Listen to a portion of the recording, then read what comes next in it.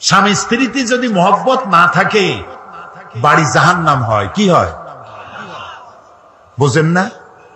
যেই বাড়িতে স্বামী স্ত্রীতে মহব্বত নাই, আপনার বাড়িতে আপনি 1000 কোটি টাকার মালিক হন, গুলশানে আর বনানীতে বাড়ি থাকুক 40টা, কিন্তু স্ত্রীর সাথে মহব্বত নাই, আপনার বাড়ি আপনার জীবন জাহান্নামের জীবন। ওদের দেশে তাই, স্বামী তার স্ত্রীকে বিশ্বাস করে না, স্ত্রী তার স্বামীকে বিশ্বাস করে না। স্ত্রী তার স্বামীরে বলে যে আজকের রাতে আমার বয়ফ্রেন্ড আমার সাথে রাত কাটাবে, তুমি অন্য কোনো ফ্ল্যাটে অথবা রেস্টুরেন্টে গিয়ে থাকো। স্বামী বেচারা যদি অসন্তুষ্ট হয়ে পুলিশে খবর দেয়, যদি পুলিশকে স্বামী যদি তার স্ত্রীকে এই কাজে বাধা দেয়, তাহলে স্ত্রী 999 ডায়াল করে, সাথে সাথে থানা থেকে পুলিশ আসে। স্ত্রী নালিশ করে, আমি আমার বয়ফ্রেন্ড নিয়ে ঘুরবো, মার্কেটিং করব, রাত কাটাবো, সে আমার মৌলিক অধিকারের উপরে হস্তক্ষেপ করেছে, সে আমাকে বাধা দেয়। পুলিশ বলবে, বেটা তোমার স্ত্রী একটা বয়ফ্রেন্ড কেন, 15টা বয়ফ্রেন্ড নিয়ে থাকবে, তাতে তোর কি? যা বড় বাইরে চলে যা। এই হলো সভ্যতা।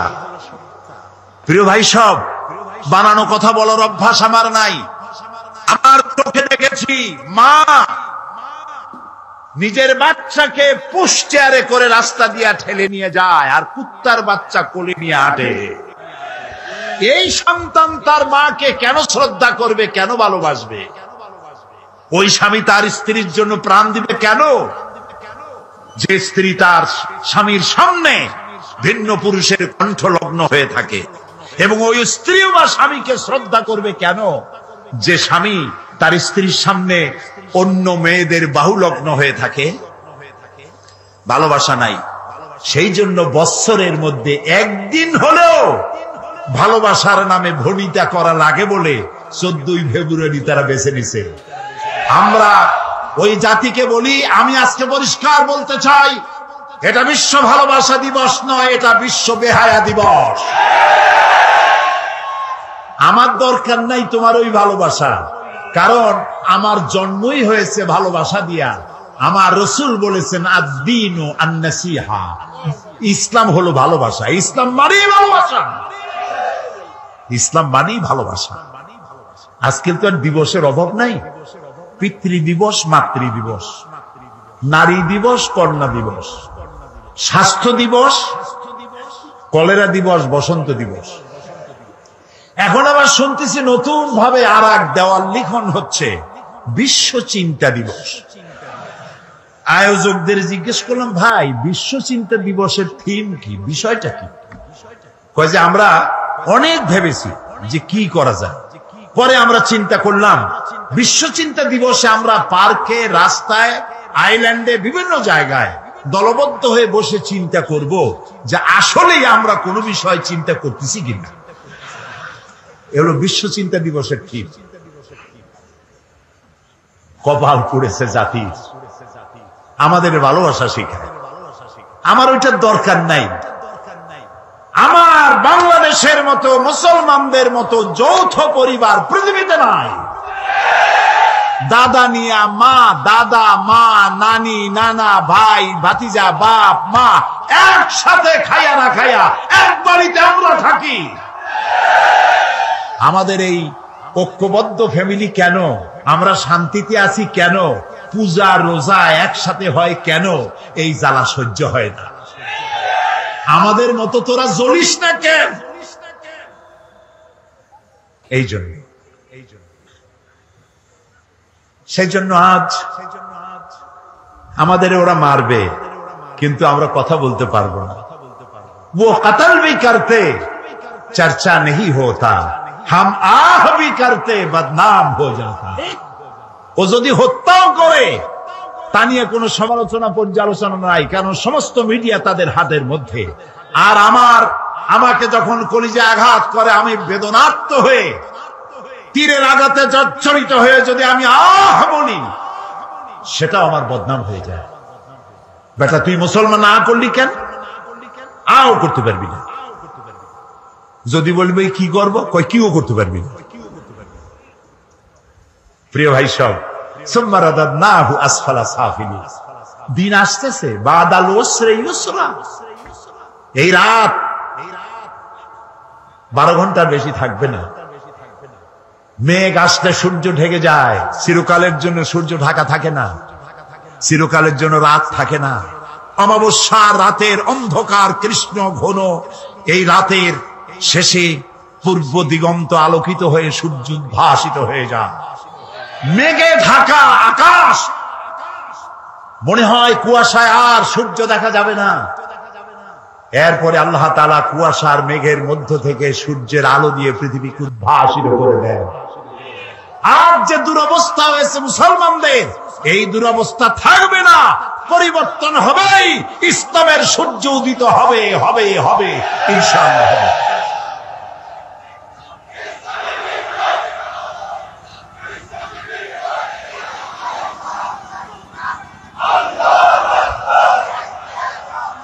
প্রিয় ভাই সব, প্রিয় ভাই সব, ইন্নাদ-দীন ইনদাল্লাহিল ইসলাম। আলহামদুলিল্লাহ কোন ইসলাম। আমার জন্ম সার্থক, আমাদের সকলের জীবন সার্থক যে ইসলামের মধ্যে পয়দা আল্লাহ করছেন। বলি আমিন। সবাই বলেন আলী আমিন। বলেন আলহামদুলিল্লাহি রাব্বিল আলামিন। সমস্ত প্রশংসা আল্লাহ তাআলা। লাকাল হামদু বিল ঈমান। বলেন লাকাল হামদু বিল ঈমান ওয়া লাকাল হামদু বিল কুরআন ওয়া লাকাল হামদু বিল ইসলাম। ইসলামের জন্য আমাদের জীবন ধন্য হয়ে গেছে। ভুল করেছি আমরা এক জায়গায়, বলবো এক জায়গায় না, 3 জায়গায় ভুল করেছি। কয় জায়গায়? 3 জায়গায়। বুঝতে কষ্ট হচ্ছে না তো? 1 নম্বরে ভুল করেছি, ইসলামকে মনে করেছি একটা ধর্ম। হিন্দু, খ্রিস্টান, বৌদ্ধ, ইহুদি বিভিন্ন ধর্ম যেমন, ইসলামকে ঠিক তেমন একটা ধর্ম মনে করেছি। 1। 2 নম্বরের ভুল করেছি, কোরআন শরীফকে বেদ, বাইবেল, গীতা, ত্রিপিটক, জিন্দাবিস্তা ইত্যাদি ধর্মগ্রন্থের মতো শুধুমাত্র একখানা ধর্মগ্রন্থ মনে করেছি। 3 নম্বরে ভুল করেছি, নবী করিম সাল্লাল্লাহু আলাইহি ওয়াসাল্লামকে শুধুমাত্র একজন ধর্মীয় নেতা মনে করেছি।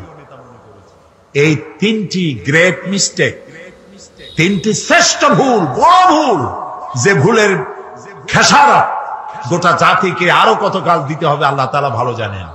আল্লাহ আমাদের মাফ করুন, আমরা বলি আমিন। প্রিয় ভাই সব, 1 নম্বরে বলে নিতে চাই, ইসলাম হিন্দু, খ্রিস্টান, বৌদ্ধ অন্যান্য ধর্মের মতো শুধুমাত্র একটি ধর্ম নয়, এটি একটি পরিকল্পনা, এটি একটি স্কিম, এটি একটি জীবন বিধান। আর কোরআন, গীতা, বেদ, বাইবেল অন্য কিতাবের মতো নয়। আমি গীতাকে সম্মান করি, আমি রামায়ণকে সম্মান করি, আমি বেদকে সম্মান করি, আমি ইনজিল, ফুরকান, তাওরাত, জাবুর আল্লাহ যা নাজিল করেছেন সেগুলিকেও সম্মান করি। আমরা সমস্ত নবীদেরকে সম্মান করি। লা নুফাররিকু বাইনা আহাদিন মির রুসুলি। কোন নবীর মধ্যে তারতম্য করি না। আমরা ঈসা আলাইহিস সালামকে সম্মান করি, সুবহানাল্লাহ। ঈসা আলাইহিস সালামের মাকে সম্মান করি। কিন্তু তোমরা সম্মান করতে জানলা না। নিজের সম্মান না থাকলে অন্যকে সম্মান করা যায় না। রাসূলুল্লাহর মাথায় বোমার মতো পাগড়ি পরাইয়া আর অর্ধনগ্ন নারী 2 পাশে বসাইয়া আমার নবীকে বেইজ্জত করতে পারো নাই, বিশ্বের 600 কোটি মানুষকে বেইজ্জত করেছো, পৃথিবীর সভ্যতাকে বেইজ্জত করেছো। আমার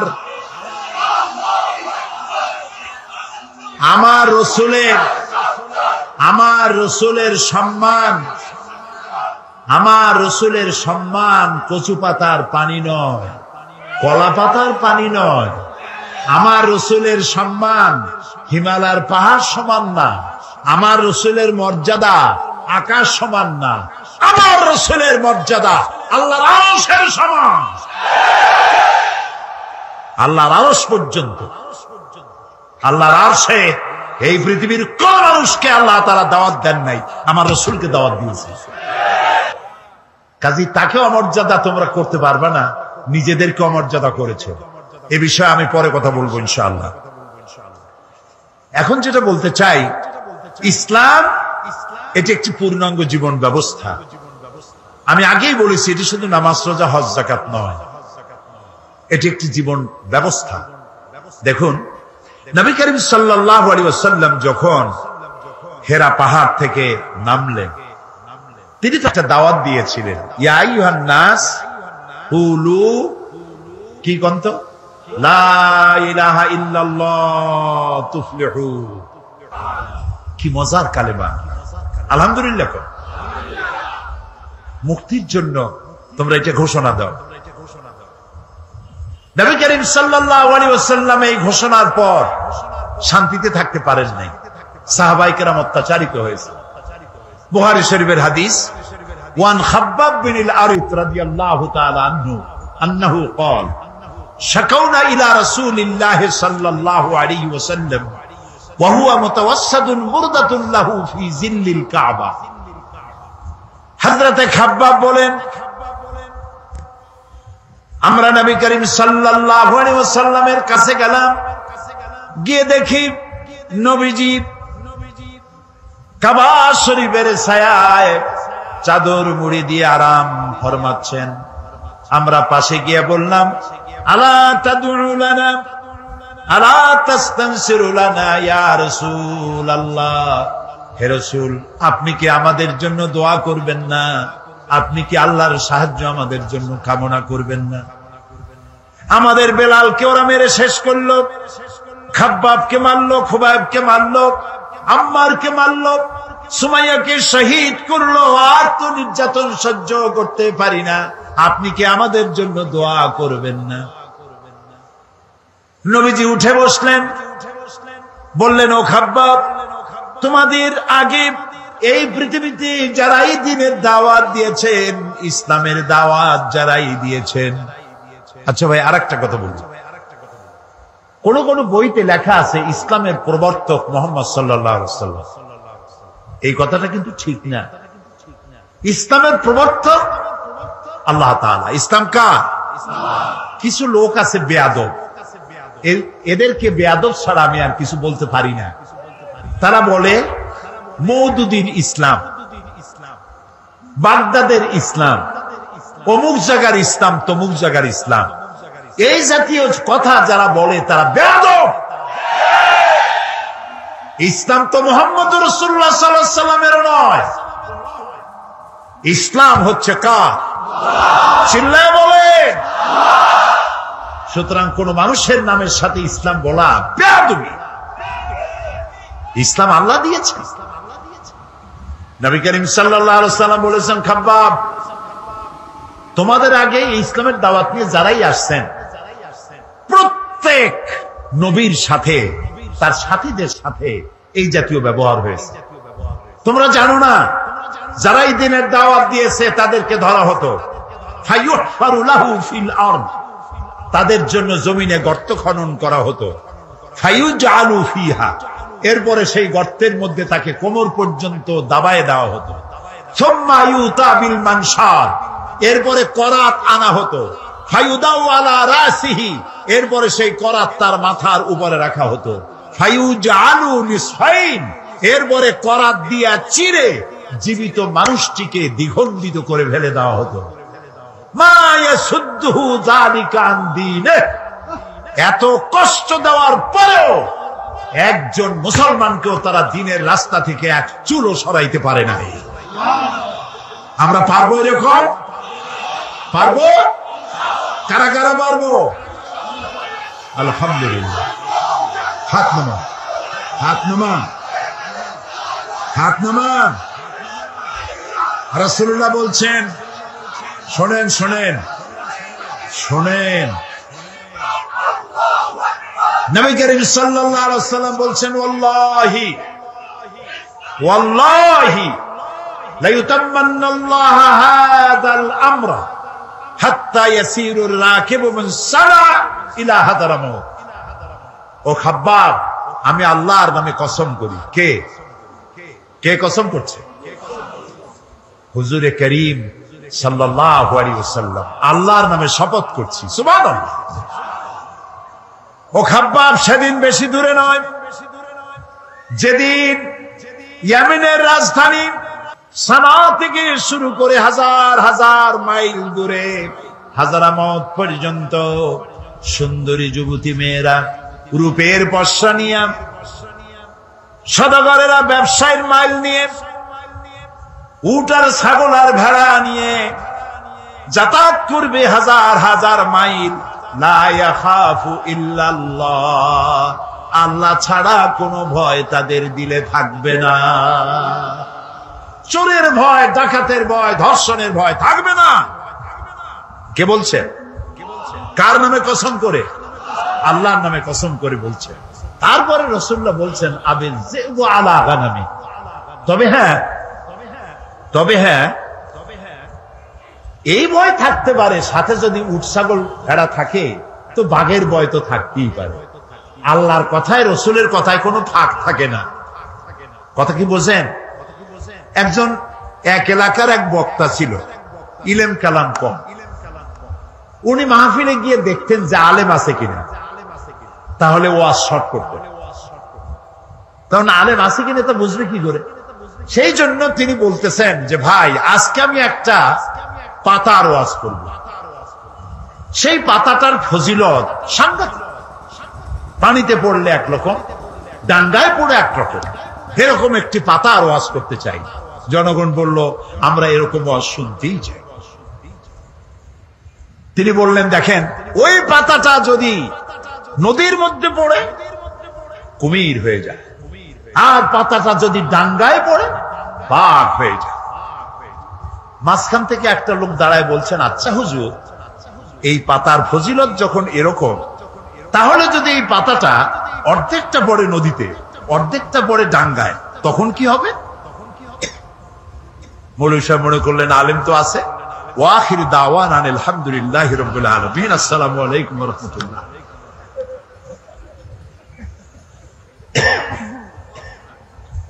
তো কথার মধ্যে ফাঁক থাকে মানুষের, কিন্তু কথার মধ্যে ফাঁক থাকে না আল্লাহর, কথার মধ্যে ফাঁক থাকে না রসুলের।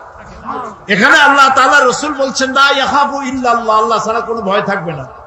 তারপরে যদি কেউ উট নিয়ে যায়, ছাগল নিয়ে যায়, আর পাহাড়িয়া বাঘ এসে যদি উট নিয়ে যায়, তাহলে রসুলের কথার মধ্যে তো অসুবিধা হয়ে গেল। লোকেরা বলবে উনি বললেন আল্লাহ ছাড়া ভয় নাই, ভয় তো আছে। সেই জন্য রাসূলুল্লাহ বললেন আবিজ যিবু আলা গানামি, এটা হতে পারে যে বাঘে তোমার উট ছাগল ভেড়া নিয়ে যাইতে পারে, কিন্তু সুন্দরীরা ধর্ষিতা হবে না, সদাগরের মাল চুরি হবে না, মানুষের জীবন নষ্ট হবে না, এরকম সমাজ আসবে। ওয়ালাকিন্নাকুম তাস্তাজিলুন, আসলে তোমরা খুব তাড়াহুড়ো করছো। তাড়াহুড়ো করো না, ধৈর্য ধরো। এটা পাওয়ার জন্য বহুত নবীদের জীবন দিতে হয়েছে, সময় লাগবে। ইসলাম শুধু নামাজ, রোজা, হজ, যাকাত নয়, শুধু দাড়ি, টুপি, মেসওয়াক নয়। দাড়ি, টুপি, জামা, মেসওয়াক, নামাজ, রোজা সহ বিশাল স্কিম, বিশাল পরিকল্পনা। আমরা সবটারে বাদ দিয়া শুধু খোলসটা ধরে আছি, আসলটা বাদ দিয়ে দিছি। আমরা যখন মসজিদে যাই তখন মুসলমান থাকি, কিন্তু আমি যখন দোকানে যাই তখন আমি মুসলমান থাকি না। কথা কি বোঝেন? কথা কি বোঝেন? হায় রে মুসলমান, বলতেও লজ্জা করে। এই যে ভেজাল ধরা আবিষ্কার, যখন ভেজাল ধরার জন্য ঢাকায় যখন অভিযান চললো, হায় হায় রে, কি দেখলাম! কি সব নাম করা হোটেলে কি খাওয়ায়, গরিবে খাইলে কয় যে ফ্যান খায়। এই যে ভাতের যে মাড়, ওইটার কি বলে? হ্যাঁ, মাড় বলে, মাড়। আমাদের পিরোজপুর, বরিশালে কয় ফ্যান। গরিবে যদি খায় ফ্যান, ওই ফ্যানটাকে বড় বড় হোটেলে এইরকম সুন্দর কাপের মধ্যে দিয়ে একটু মশলা ছিটাইয়া, এইটার দাম 150 টাকা। এটা হলো রাইস স্যুপ। গরিবে খাইলে মার খাইছে, ফ্যান খাইছে। রসগোল্লা, বিরাট বিরাট নাম করা মিষ্টির দোকান, নাম বলবো না। রসগোল্লা বানায়, রসগোল্লা বানাতে গেলে ছানা লাগবে, যত ছানা লাগবে তত দুধ লাগবে। এখন এত দুধ, পয়সা খরচ হয় বেশি, আমার লাভ করা লাগবে বেশি। সেই জন্য দুধের ভিতরে টয়লেট পেপার ছেড়ে দিয়া জাল দিয়া তাড়াতাড়ি ছানা বানাই ফেলায়। ইন্না লিল্লাহি ওয়া ইন্না ইলাইহি রাজিউন। সানাসার গুলা, পচা বিস্কিট, পচা ময়দা, নুডলস, সব পচা ময়দা, এগুলির মধ্যে ট্রেনের পোড়া মোবিল দিয়া ভাজি করে সুন্দর করে মুখে মজা লাগাইয়া খাওয়াই দিল। বিজ্ঞানীরা, বাংলাদেশের বিজ্ঞানীরা বলেছেন এই সব খাদ্য গর্ভবতী নারীরা যদি খায় বাংলাদেশ মেধাশূন্য হয়ে যাবে। চিন্তাশীল, মেধাশক্তি সম্পন্ন, ব্রেন শক্তি সম্পন্ন, দেশ চালাবার যোগ্যতা সম্পন্ন আলেম, রাজনীতিবিদ, অর্থনীতিবিদ পয়দা হবে না, দেশ শেষ হয়ে যাবে। অথচ রাসূলুল্লাহ বলেছেন যে ব্যক্তি খাদ্যদ্রব্যে ভেজাল দেয় সে আমার উম্মত নয়, সে আমার দলভুক্ত নয়। তা আমি নামাজ পড়ার সময় মুসলমান, দাড়ি রাখার সময় মুসলমান, টুপি মাথায় দেওয়ার সময় মুসলমান, কিন্তু আমি যখন জমিন চাষ করি তখন লাঙ্গলের মাথা খারাপ হয় না গরুর মাথা খারাপ হয় আল্লাহই জানে। জমিনের আইল ঠেলিয়া একেবারে পুলসিরাত বানায়। অবশ্য চিটাগং এইরকম কাম করেন। গরুর গোশতের নাম করিয়া মহিষের গোশত খাওয়ায়, খাসির গোশতের নাম করিয়া পাতি শ্রীগলের গোশত খাওয়ায়। নাউজুবিল্লাহ।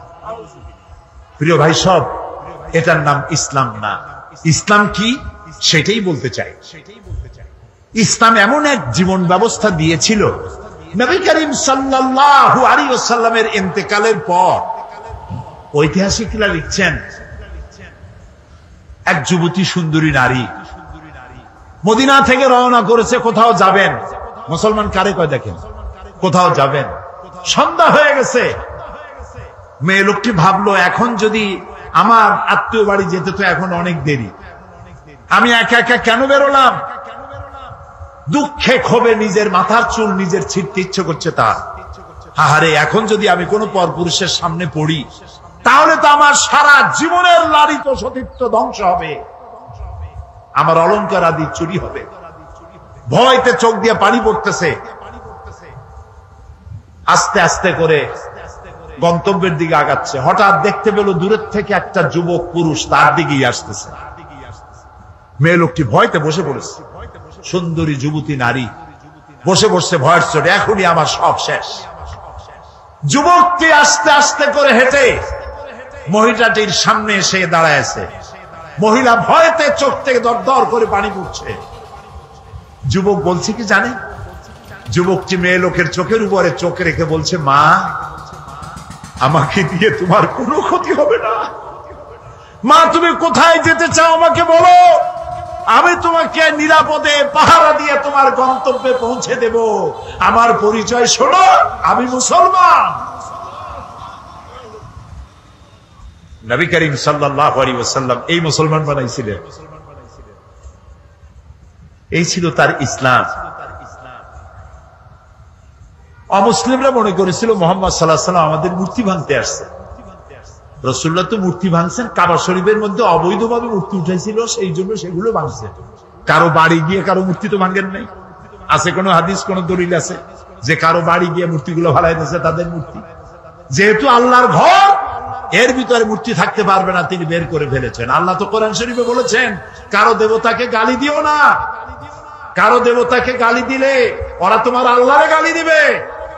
কারো মন্দির ভেঙো না, প্যাগোডা ভেঙো না, গির্জা ভেঙো না, কারো উপাসনালয় ভেঙো না। সুবহানাল্লাহ বলবেন না? ওমর রাদিয়াল্লাহু তাআলা আনহু জেরুজালেম দখল করলেন। জেরুজালেম দখল করার পর নামাজে রক্ত হয়েছে। জেরুজালেমটা দখল হয়েছিল আবু উবাইদা ইবনুল জাররাহ রাদিয়াল্লাহু তাআলা আনহুর হাতে। কিন্তু ওরা বলল, যারা শাসন করে তারা বলল যে আমরা তো পরাজিত হয়েছি, তো তোমাদের হাতে নগরের চাবি দেব না, আমরা সারেন্ডার করব আমিরুল মুমিনিন কে আনো। তা আমিরুল মুমিনিন গেলেন, সে ঘটনা লম্বা, সেটা আমার বক্তব্য না। যাওয়ার পরে নামাজে রক্ত হয়েছে। উনি এখন নামাজের জায়গা খুঁজতেছেন। এক পাদ্রী এসে বললেন যে, আমিরুল মুমিনিন, আপনি কি খুঁজছেন? তিনি বললেন যে, আমি নামাজ পড়বো, আমার তো নামাজে রক্ত হয়ে গেছে। তিনি বললেন, আমাদের গির্জা ছেড়ে দিলাম, আমাদের গির্জায় গিয়ে আপনি নামাজ পড়ে আসেন। ওমর রাদিয়াল্লাহু তাআলা আনহু বললেন, কখনো আমি তোমার গির্জায় নামাজ পড়বো না। কেন? এই জন্য পড়বো না, আজকে যদি আমি তোমার গির্জায় নামাজ পড়ি, অসম্ভব নয় কোন একদিন কোন মুসলমান হয়তো দাবি করে বসতে পারে আমিরুল মুমিনিন যেহেতু নামাজ পড়েছেন গির্জায়, এটা গির্জা না, এটা আমাদের মসজিদ, আমি চাই না তোমাদের গির্জা মসজিদ হয়ে যাক। সুবহানাল্লাহ। ইসলাম কি আর আমি বুঝি কি আর আমি যাচ্ছি কোথায়?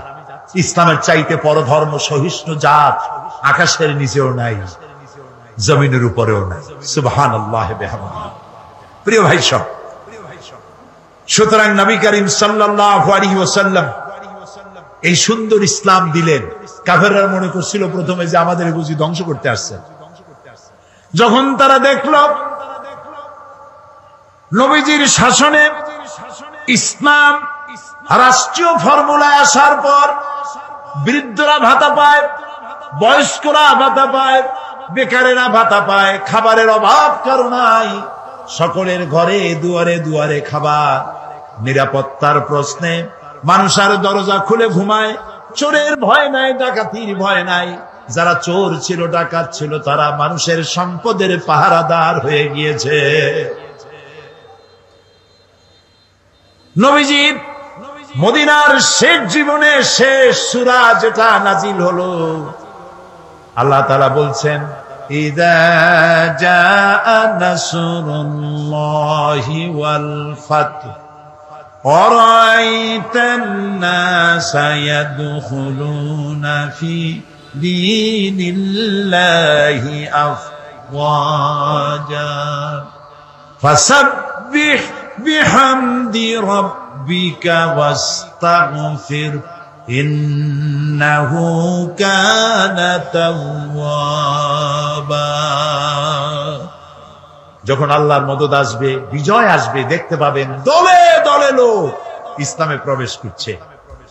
নবী করিম সাল্লাল্লাহু আলাইহি সাল্লামের ইন্তেকালের আগে দেখা গেল আশেপাশে আর কাফের নাই, সব ইসলামের ছায়াতলে চলে এসেছে, ঘোষণা করেছে লা ইলাহা ইল্লাল্লাহু মুহাম্মাদুর রাসূলুল্লাহ। সুবহানাল্লাহ, সুবহানাল্লাহ। অবস্থা এমন হলো নবী করিম সাল্লাল্লাহু আলাইহি ওয়াসাল্লাম ইন্তেকাল করেছেন, হযরত আবু বকর রাদিয়াল্লাহু তাআলা আনহু ক্ষমতায় এসেছেন, চিফ জাস্টিস বানাইছেন ওমর রাদিয়াল্লাহু তাআলা আনহুকে বিচারপতি।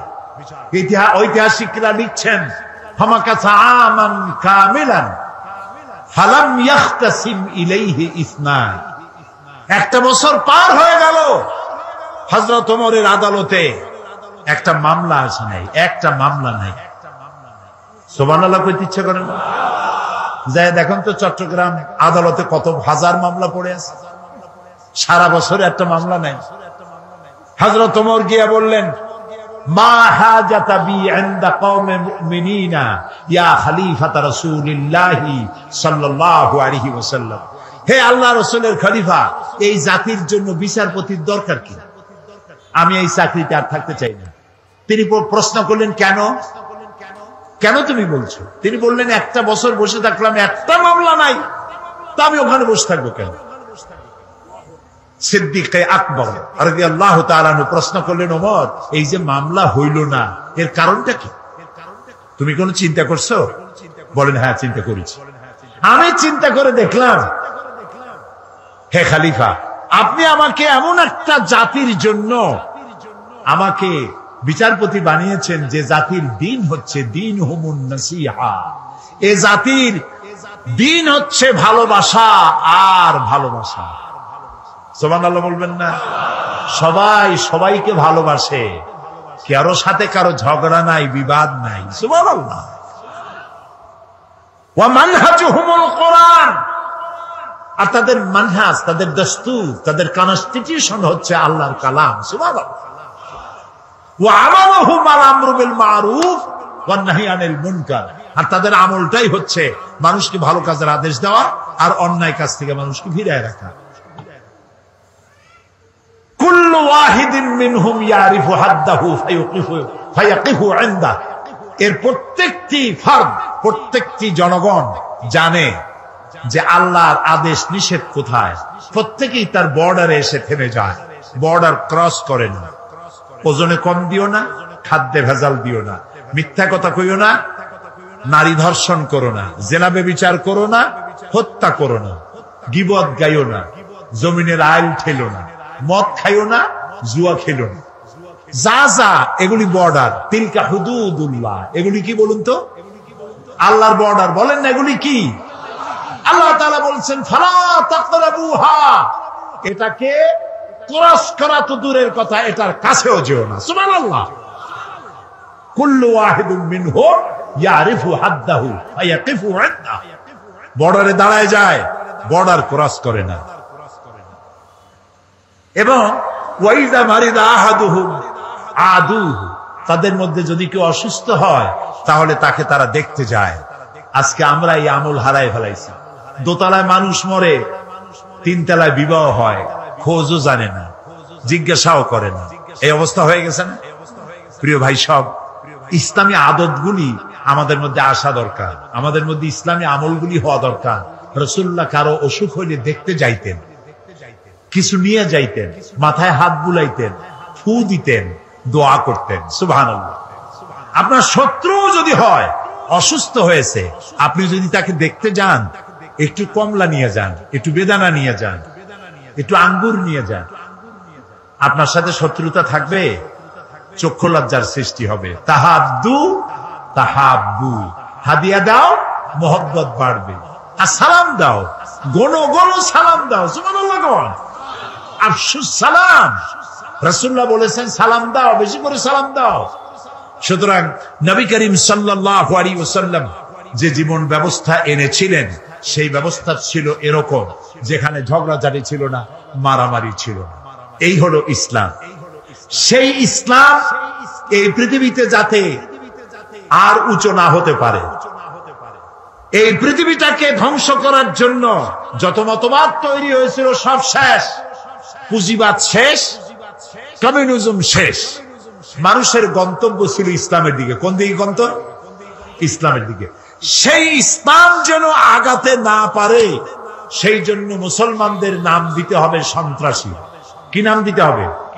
সন্ত্রাসী। শুরু হয়ে গেল সন্ত্রাস, পৃথিবী জুড়ে সন্ত্রাস শুরু হয়ে গেল। বর্তমান পৃথিবীতে সন্ত্রাস নাই এমন কোন দেশ আছে বলে আমার জানা নাই। সারা দুনিয়া জুড়ে সন্ত্রাস। এই মাহফিল হওয়ার কথা ছিল কবে বলেন? ডিসেম্বর মাসে বোমা খইয়ের মতো ফুটতে লাগলো চতুর্দিকে। কেন ফুটাইলো? তারা বলতে চায় তারা আল্লাহর আইন প্রতিষ্ঠা করবে। কার আইন? আল্লাহর আইন প্রতিষ্ঠা করবে। এখন আল্লাহর আইন প্রতিষ্ঠার জন্য বোমা মারবে। শুরু হয়ে গেল বোমা। একসাথে বাংলাদেশের কতগুলি 63টা জেলায় বোমা শুরু হলো। আমরা এগুলার নামও শুনি নাই জীবনে। নাম হলো জামাতুল মুজাহিদিন, হরকুতুল জেহাদ, তারপরে আর একটা কি, না না না, জেএমবি, হরকুতুল জেহাদ,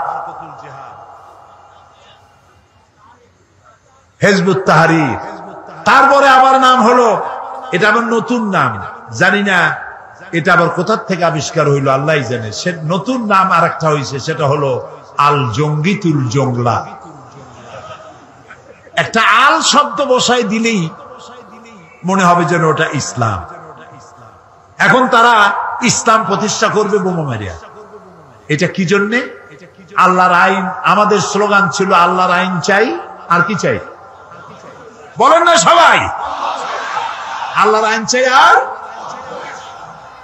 আল্লাহর আইনকে বদনাম করার জন্য শোনেন, মাথা কাটায় শোনেন কথা, আল্লাহর আইনের কথা যাতে আর পৃথিবীতে উচ্চারিত হতে না পারে, জিহাদের নাম যাতে মুসলমানেরা না নিতে পারে, সেই জন্য শুরু হলো ষড়যন্ত্র। পৃথিবীর মুসলমানেরা জিহাদের নাম মোছা যাবে না, জিহাদ চলবে কিয়ামত পর্যন্ত। তবে জিহাদটা কি, জিহাদটা কি সেটা বুঝতে হবে। জিহাদ আর কিতাল এক জিনিস নয়, জিহাদ আর যুদ্ধ এক জিনিস নয়। হোলি ওয়ার এবং যুদ্ধ এক জিনিস নয়। জিহাদ এক পবিত্র জিনিস। সেটি কি? সেটি হচ্ছে জিহাদের আবিধানিক এবং পারিভাষিক অর্থ হচ্ছে যে কোনো উদ্দেশ্যকে সফলতার শীর্ষে পৌঁছে দেওয়ার জন্য যে প্রাণান্তকার প্রচেষ্টা করা হয়, ওই প্রচেষ্টার আরবি নাম হলো জিহাদ। এটা যুদ্ধ নয়। এখন আমার মূল লক্ষ্য ইসলাম প্রতিষ্ঠা। আমার মূল লক্ষ্য কি? এই ইসলাম প্রতিষ্ঠার জন্য আমি যদি বই লিখি, তাহলে এটা আমার লেখার জিহাদ। আমি এটা প্রতিষ্ঠার জন্য যদি আমি বক্তৃতা করি, এটা আমার বক্তৃতার জিহাদ। এটা প্রতিষ্ঠার জন্য যদি আমি মাল খরচ করি, তাও এটা আমার মালি জিহাদ। আর যদি এই আন্দোলনকে ব্যাহত করার জন্য অন্য কোন রাষ্ট্র যদি ঝাঁপাইয়া পড়ে, তাহলে কেবলমাত্র রাষ্ট্রের পক্ষ থেকেই সেইটার মোকাবেলা করার জন্য সশস্ত্র জিহাদের হুকুম আসতে পারে। কোন রাজনৈতিক দল, কোন ব্যক্তি জিহাদের অর্ডার দেওয়ার কোন ক্ষমতা নাই, এখতিয়ার নাই। এই অনুমতি ইসলাম দেয় না। কারো বাবার হিম্মত নাই অন্ধকারের ভিতরে দল বানাইয়া বোমামের ইসলাম কায়েম করবে। এটা ইসলাম নয়, এটা শয়তানি। ইসলামকে বদনাম করার জন্য তারা এই পন্থা অবলম্বন করেছে। প্রিয় ভাই, সব কথাগুলি আপনাদেরকে শুনতে হবে। মানব সমাজে নবীদের দাওয়াত কবুল করেছেন, তাদেরকে একেবারেই আইনগুলি একসাথে আল্লাহ দেন নাই। আল্লাহর কায়দাটা দেখেন। আল্লাহ তো ইচ্ছা, সবচাইতে ক্ষমতা কার বেশি? যারা জবাব দেন নাই তারা কিন্তু বিপদে আছেন। কারণ হলো কোন কোন প্রশ্ন আছে জবাব দিতে হয় পুরুষের মতো ঠাস ঠাস করে জবাব দিতে হয়। ইমানের প্রশ্ন সব থেকে বেশি ক্ষমতা কার? ইনফিনিট পাওয়ার, সীমাহীন শক্তির মালিক কে? কারো মুহতাজ তিনি নন, কাউকে পরোয়া করেন না, কারো কাছে কৈফিয়ত দেন না, সকলকে কৈফিয়ত দিতে হবে তার কাছে। সেই আল্লাহ তাআলা যদি ইচ্ছে করতেন, আল্লাহ বলছেন ওয়ালাউ শাআ লাহাদাকুম আজমাইন, সূরা আন-নাহল। আল্লাহ তাআলা বলছেন আমি ইচ্ছে করলে সবাইকে হেদায়েত করে দিতে পারতাম। তা আল্লাহ তো আগেই বলেছেন আমি এটা করব না, যেহেতু আমি তোমার জ্ঞান দিচ্ছি, এটা আমি করব না। আইন আস্তে আস্তে দেব। নবী করিম সাল্লাল্লাহু আলাইহি ওয়াসাল্লাম নবুয়ত পেলেন, নামাজ কি ওই সাথে হয়েছে? ওই সাথে হয়েছে। অনেক বছর পর নামাজ আসছে, তার অনেক বছর পর রোজা, তার অনেক বছর পর হজ, তার অনেক পরে যাকাত। ইমপ্লিমেন্টেশন, ইসলামের আইনের প্রয়োগ ধীরে ধীরে গ্রাজুয়ালি, একসাথে নয়। আল্লাহ প্রথমে মানুষের জেহেন, মেন্টালিটি তৈরি করেছেন, মোটিভেটেড করেছেন, মোটিভেশন করেছেন, তারপরে আইন দিয়েছেন একটু একটু করে। একটা দৃষ্টান্ত দেই, দেব একটা দৃষ্টান্ত দেই। সপ্ত মুসলমান, সব ব্যাপারে আইন আসছে, কিন্তু মত সম্পর্কিত আইন তখনো আসে নাই। ইসলাম কবুলকারী মুসলমানেরা কেউ কেউ তখনো শরাবের ব্যাপারে কোন আইন আসে নাই বলে শরাব পান করতেন। প্রশ্ন উঠল, হে রাসূল, এই যে মদ টদ খাইয়া মাতলামি করে টরে, এসব ব্যাপারে তো কোনো আইন টাইন আসলো না, এটা বিষয়টা কি? তো রাসূলুল্লাহ কথা বলতেন না যতক্ষণ জিবরাইল না বলেন, জিবরাইল যতক্ষণ বলতেন না যতক্ষণ। আল্লাহ রাব্বুল আলামিন প্রশ্নের জবাব দিলেন, ওয়ায়াসআলুনাকা আনিল খামরি ওয়াল মাইসিরি কুল ফীহিমা ইসমুন কাবীর ওয়া মানাফিউন লিন-নাস। হে নবী, আপনাকে প্রশ্ন করা হয় মদ এবং জুয়া সম্পর্কে, আপনি বলুন এ দুটোই ভালো জিনিস নয়, কল্যাণমূলক নয়, তবে এর মধ্যে মানুষের কিছু কল্যাণ আছে। মদের মধ্যে, জুয়ার মধ্যে মানুষের কিছু কল্যাণ আছে। 10 টাকা দিয়ে লটারিতে টিকিট কিনছে, যদি লাগিয়ে যায় তো 10 টাকার টিকিটে লেক্সাস গাড়ি পেয়ে গেছে, 10 কোটি টাকা পেয়ে গেছে, এখন জিন্দিগি যে গাড়ি দেখে নাই, 10,000 টাকা জীবনে ওর বাবেও চোখে দেখে নাই। সে যদি 1 কোটি টাকা হাতে পায়, ও কি দুনিয়ার আর দুনিয়া মনে করবে? ওর সামনে তো মেয়ে লোক তো যাইতেই পারবে না, যা খুশি তাই করবে। সেই জন্য কল্যাণ আছে, রাতারাতি আঙ্গুল ভুলে কলা গাছ হইতে পারে। মদ খাইলে কিছু সময়ের জন্য রাজা রাজা ভাব একটু হইতে পারে, কিন্তু কিন্তু উপকারের চাইতে অপকারিতা বেশি। কে বললেন? আল্লাহ তাআলা। এটা এই আয়াত নাজিল হওয়ার পর যে সমস্ত মুসলমানরা মদ পান করতেন, ওনারা মনে করলেন যে মানুষের কল্যাণ আর অকল্যাণ আল্লাহর চাইতে তো কারো ভালো বোঝার কথা না। তিনি যখন বলছেন কল্যাণের চাইতে অকল্যাণ বেশি, কাজী এটা পান করব না। 25% শরাবখোর শরাব ছেড়ে দিল। আরেকদিন এর কিছুকাল পরে একদিন নামাজ পড়তে গেছেন, একজন ইমাম ইমামতি করছেন তিনি, যিনি একটু আগে খাইয়ে আসছে। 17 পারা শুরু করে 23 পারা গিয়ে ঢুকছে, মাথা তো ঠিক নাই। রাসূলের কাছে প্রশ্ন করলো যে এই তো নামাজ পড়লো ইয়া খাইয়া, এখন তো নামাজের মধ্যে পেঁচ লাগাই ভালাইছে, এখন কি হবে? আল্লাহ তাআলা বলে দিলেন, লা তাকরাবুস সালাত ওয়া আনতুম সুকারা হাত্তা তা'লামুনা মা তাকুলুন। যত তোমরা ওই অবস্থায় নামাজ পড়া তো দূরের কথা, নামাজের কাছেও যেও না যতক্ষণ তোমরা না বুঝো যে তোমরা কি বলছো। মাথার থেকে মদের ক্রিয়া না যাওয়া পর্যন্ত নামাজ পড়া তো দূরের কথা, কাছেও যেও না।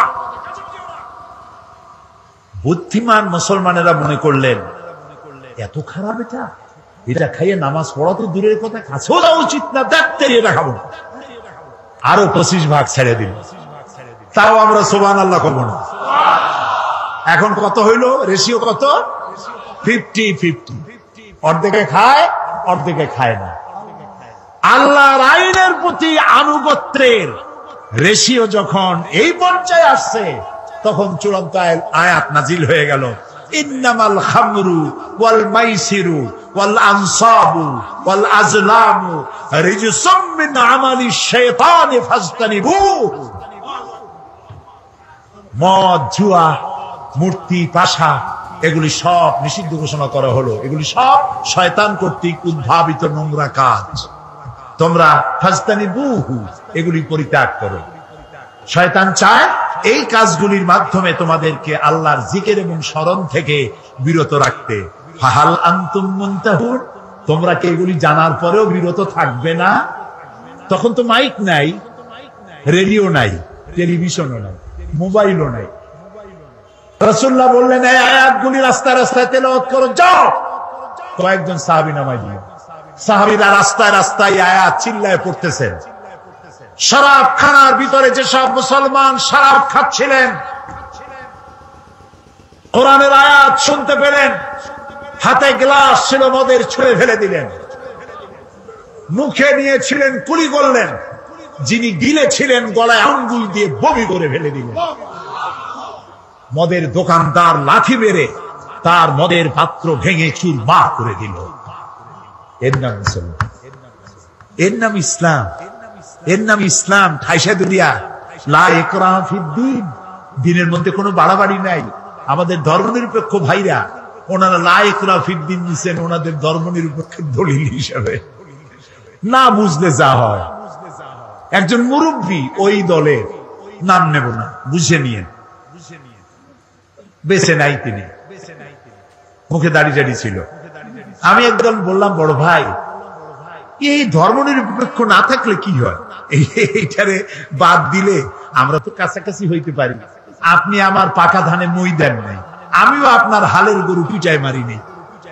আপনাদের সাথে আমাদের কোনো শত্রুতা নাই। এটা করেন কেন? এটা বাদ দিতে পারেন না? কয় কোন কি? আল্লাহ নিজেই তো ধর্মনিরপেক্ষ। আস্তাগফিরুল্লাহ, কয় কি? আল্লাহ চাইতে ধর্মের পক্ষে কেউ আছে? এই তো কেবল আমি তো শুরুই করছি ইসলাম। আল্লাহ তো বলছেন আমার কাছে পছন্দ কেবলমাত্র ইসলাম। যেরকম কি চিল্লায় বলো, আমার কাছে পছন্দনীয় কেবলমাত্র ইসলাম। আল্লাহ তো সব থেকে ধর্মের পক্ষে। আর আপনি কোন কি? কয় যে ওই যে আছে লাকুম দিনুকুম ওয়ালিয়া দিন, ওটাও তো ধর্মের পক্ষে। লাকুম দীনুকুম ওলিয়া দিন, তোমার জন্য তোমার ধর্ম, আমার জন্য আমার ধর্ম। তার মানে কি? তার মানে হলো তুমি তোমার ধর্মের পক্ষে থাকো, আমি আমার ধর্মের পক্ষে থাকি। সুবহানাল্লাহ। প্রিয় ভাই সব, ইসলাম এসেছে এইভাবে, মার দাঙ্গা করে আসে নাই। দেখেন না রসুলের, আমি কি বলবো, আমি তো বলে শেষ করতে পারবো না। নবী করিম সাল্লাল্লাহু আলাইহি ওয়াসাল্লাম তখনও পর্দার আয়াত নাজিল হয় নাই, সাহাবীরাও বসা, মেয়ে লোকও বসা পাশাপাশি। এক যুবক মহিলা, এক যুবক পুরুষ, একটা সুন্দরী যুবতী, চেহারা ভালো লাগছে, তার দিকে এরকম তাকায় আছে। রাসূলুল্লাহ কিচ্ছু বললেন না, শুধু হাত দিয়ে মাথাটা ধরিয়া যুবকের আরেক দিকে ঘুরাই দিলেন, মুখ দিয়া কিচ্ছু বললেন না। যুবক মেসেজ পাইয়া গেছে না? এটার নাম ইসলাম। মারামারি নয়, কলজায় কষ্ট দেওয়া নয়, বোমা মারা নয়, ঠ্যাঙ্গা মারা নয়। আল্লাহ তাআলা বলছেন, ফাবিমা রাহমাতিন মিনাল্লাহি লিনতা লাহুম ওয়ালাউ কুনতা ফাজ্জাল গালিযাল কলব লাম ফাদ্দু মিন হাওলিক। হে রাসূল, আপনার প্রতি আল্লাহর দয়া হলো এই, আপনার কলজাটারে আল্লাহ একদম নরম বানাই দিয়েছে। যেই কাছে আসে সিমেন্টের মতো লাগিয়ে যায়। যদি আপনার মেজাজ খারাপ হইতো, কলজাটা যদি শক্ত হইতো, কেউ কাছে আসতো না, সব দূরে সরে যেত। ইসলাম আসছে ভালোবাসা দিয়ে। সুবহানাল্লাহ। আপনারা বলতে পারেন, তাহলে যুদ্ধ হইল কেন? বদর, ওহদ, হুনাইন, ইয়ারমুক, তাবুক, খন্দক হইল কেন? প্রত্যেকটি যুদ্ধ ছিল ডিফেন্সিভ, আত্মরক্ষামূলক। রাসূলুল্লাহ নিজে যুদ্ধ শুরু করেছেন, এরকম একটি যুদ্ধের প্রমাণ কেউ দেখাতে পারবেন না। রাতের বেলায় কোন সাহাবীদের পাঠায় দেন নাই, এই গোত্রের লোকের আমার উপর ঈমান আনে না, আমার জ্বালাইছে, যাও আগুন জ্বালাইয়া পোড়ায় দাও। আছে এমন? সব থেকে রাসূলকে কে জ্বালাইছে বেশি? আব্দুল্লাহ বিন উবাই। এই আব্দুল্লাহ বিন উবাই রাসূলুল্লাহকে এত জ্বালাইলো, মরার সময় ছেলে পাঠাই দিল, রাসূলুল্লাহকে বলো আমার এই জন্য, আমি যা করছি আমার তো দোজখ ছাড়া উপায় নেই। তো রাসূলুল্লাহর একটা জামা যদি আমারে দিতেন, আর তিনি যদি আমার জানাজাটা পড়তেন। নবী করিম সাল্লাল্লাহু আলাইহি ওয়াসাল্লাম জামা দিয়ে দিলেন, জানাজা পড়তে রওনা হইছেন। হযরত ওমর রাদিয়াল্লাহু তাআলা আনহু বলছেন, ইয়া রাসূলুল্লাহ, ওর জানাজা পড়বেন আপনি? এত কষ্ট দিল আপনাকে, ইসলামকে এত জ্বালাইলো, তার জানাজা পড়বেন আপনি? আল্লাহ তাআলা আয়াত নাযিল করলেন, এদেরকে আমি ক্ষমা করব না। রাসূলুল্লাহ বললেন, আমি 70 বার মাফ চাইবো। আল্লাহ বললেন, 100 বারও যদি ক্ষমা চাওয়া হয়, মাফ করা হবে না। আপনি যদি ক্ষমা চান অথবা ক্ষমা নাই চান, আমি তাকে ক্ষমা তো করবই না, আর কোনদিন এদের কবরের কাছে আপনি দাঁড়াবেন না। প্রিয় ভাই সব, মারদাঙ্গা করে ইসলাম আসে নাই। ইসলাম এসেছে পরিপূর্ণ মহব্বতের মধ্য দিয়ে, ভালোবাসার মধ্য দিয়ে ইসলাম পৃথিবীতে এসেছে। সুতরাং যারা বোমা মারতেছে, ওরা ইসলাম বোঝে নাই। ইসলাম মানেই তো শান্তি। ইসলাম মানে কি কন্ত? শান্তি। আসলাম তু, সারেন্ডার করলাম। আল্লাহ বললেন ইব্রাহিম আলাইহিস সালাম রে, আসলিম, সারেন্ডার করো। ইব্রাহিম আলাইহিস সালাম বললেন কি? আসলাম তু। আল্লাহ তাআলা বলেন ইব্রাহিম আসলিম। ইব্রাহিম আলাইহিস সালাম বললেন আসলামতু লিরাব্বিল আলামিন, সারেন্ডার হয়ে গেলাম, আত্মসমর্পিত হয়ে গেলাম। ইসলাম মানে শান্তি। আর আত্মসমর্পণ করে যারা, তারা হলো মুসলমান। আর আল্লাহর 99টি নামের মধ্যে একটি নাম হলো সালাম। সালাম মানে শান্তি। আমাদের সাথে একজনের আরেকজন যখন দেখা হয়, আমরা কি বলি? আসসালামু আলাইকুম। আর আপনি কি করবেন শুনলে? ওয়ালাইকুম আসসালাম। ভুলবেন না, কিন্তু ভুলবেন না, সালাম দিবেন গণ গণ। যার সাথে যার দেখা হয়, আসসালামু আলাইকুম। একটু পরে আবার দেখা হইলো, আসসালামু আলাইকুম। বাড়ি যায় বউরে দেবেন সালাম। বাড়ি যায় বউরে কি দিবেন? এই সালাম কিন্তু অনেকে দেয় না, মনে করে বউরে দেব সালাম, তাহলে আমার ইজ্জত থাকবে। রাসূলুল্লাহ দিতেন। ঘরের মধ্যে গিয়ে আপনি বলছেন আসসালামু আলাইকুম, তার অর্থ কি আপনি আপনার ঘরের মধ্যে আল্লাহর রহমত দিয়ে প্রবেশ করতেছেন। তবে আজকে স্ত্রী না বুঝে ফট করে সালাম দিয়েন না। হয়তো স্ত্রী ভয় পেয়ে যাবে যে কোনোদিন সালাম দেয় না, আজ যখন সালাম দিয়েছে খবর আছে। এই জন্য বুঝাই নিবে সালাম দেওয়া সুন্নত। সালাম দেওয়া কি সুন্নত। তাহলে আমরা পরস্পর দেখা হইলে সালাম দেই। নামাজ পড়ে শেষে কি বলি? আসসালামু আলাইকুম ওয়া রাহমাতুল্লাহ। জীবনের শেষ নামাজ কোনটা? জানাজা। সেই জানাজায় আমরা কি বলি? শেষে গিয়ে আসসালামু আলাইকুম ওয়া রাহমাতুল্লাহ। তারপরে মৃত্যুর পরবর্তী জীবনে যেখানে যাব, শেষ গন্তব্য যেটা আশা করি, সেটাও দারুস সালাম, ওয়াদখিলনাল জান্নাতা দারাকা দারুস সালাম। তো ইসলামের সব জায়গায় শান্তি। এই শান্তিপূর্ণ ইসলামে যারা বোমা মারে তারা ইসলামের শক্তি নয়, তারা ইসলামের দুশমন। আল্লাহ তাআলা বলেছেন, ওয়ালা তাসতাউ ফিল আরদি মুফসিদিন, তোমরা জমিনের উপরে সন্ত্রাসীদের কাতারভুক্ত হয়ো না। ওয়ালা তুফসিদু ফিল আরদি বাদা ইসলাহিহা, শান্তি প্রতিষ্ঠার পরে বিপর্যয় সৃষ্টি করো না, সন্ত্রাসী তৎপরতা চালাইও না। প্রিয় ভাই সব, ঝালকাঠিতে 2 জন মারলো বিচারপতি, আসামি ধরা পড়লো। পুলিশে জিজ্ঞেস করছে, মাল্লা কেন? বলছে মারবো না, ও তো আল্লাহর আইন কায়েম করে না। তুমি কি চাও? আমি আল্লাহর আইন কায়েম করতে চাই। আচ্ছা ভাই, আপনি বলেন বিচারপতিরা কি আইন তৈরি করে? বিচারপতি তো আইন ইমপ্লিমেন্টেশন করে, প্রয়োগ করে মাত্র। সেই বিচারপতি মেরে ফেললো, পুলিশ মেরে ফেললো। পুলিশে জিজ্ঞেস করছে, আচ্ছা তুমি যদি এখন মরো তাহলে কি হবে? আমি বেহেশতে চলে যাবো, আমি তো শহীদ হবো। আরে উল্লু, তুমি শহীদ হবা? তুমি তো খুন করে আসছো মানুষ। এই যে চট্টগ্রাম আদালত পাড়ায় বোমা বিস্ফোরিত হলো, কথা কন না কেন? হয় নাই? আহারে, আমি টেলিভিশনে দেখলাম একটা না 2টা পুলিশ বুঝি মরল। পুলিশটা মরার পর তার হাত পাও, তার গোশত গাছে গিয়ে উঠছে। এই পুলিশটা কি অপরাধ করেছিল? পুলিশ সারাটা দিন কষ্ট করে। পুলিশের রাত নাই, দিন নাই, শুক্রবার নাই, ঈদ নাই। কম বেতনে এত কঠোর পরিশ্রম অন্য বাহিনীরা করে না যা পুলিশে করে। সারাটা দিন পাহারা দিতেছে, বোমার আঘাতে গোশত গিয়া গাছে উঠলো। আমি টেলিভিশনে দেখলাম আর একটা পুলিশ জীবিত, তার সাথী গোশত খন্ড বিখণ্ড হয়ে গেছে। সাথীর জুতা, নিহত পুলিশের জুতা, জামা, টুপিটা পাশে পড়ে আছে।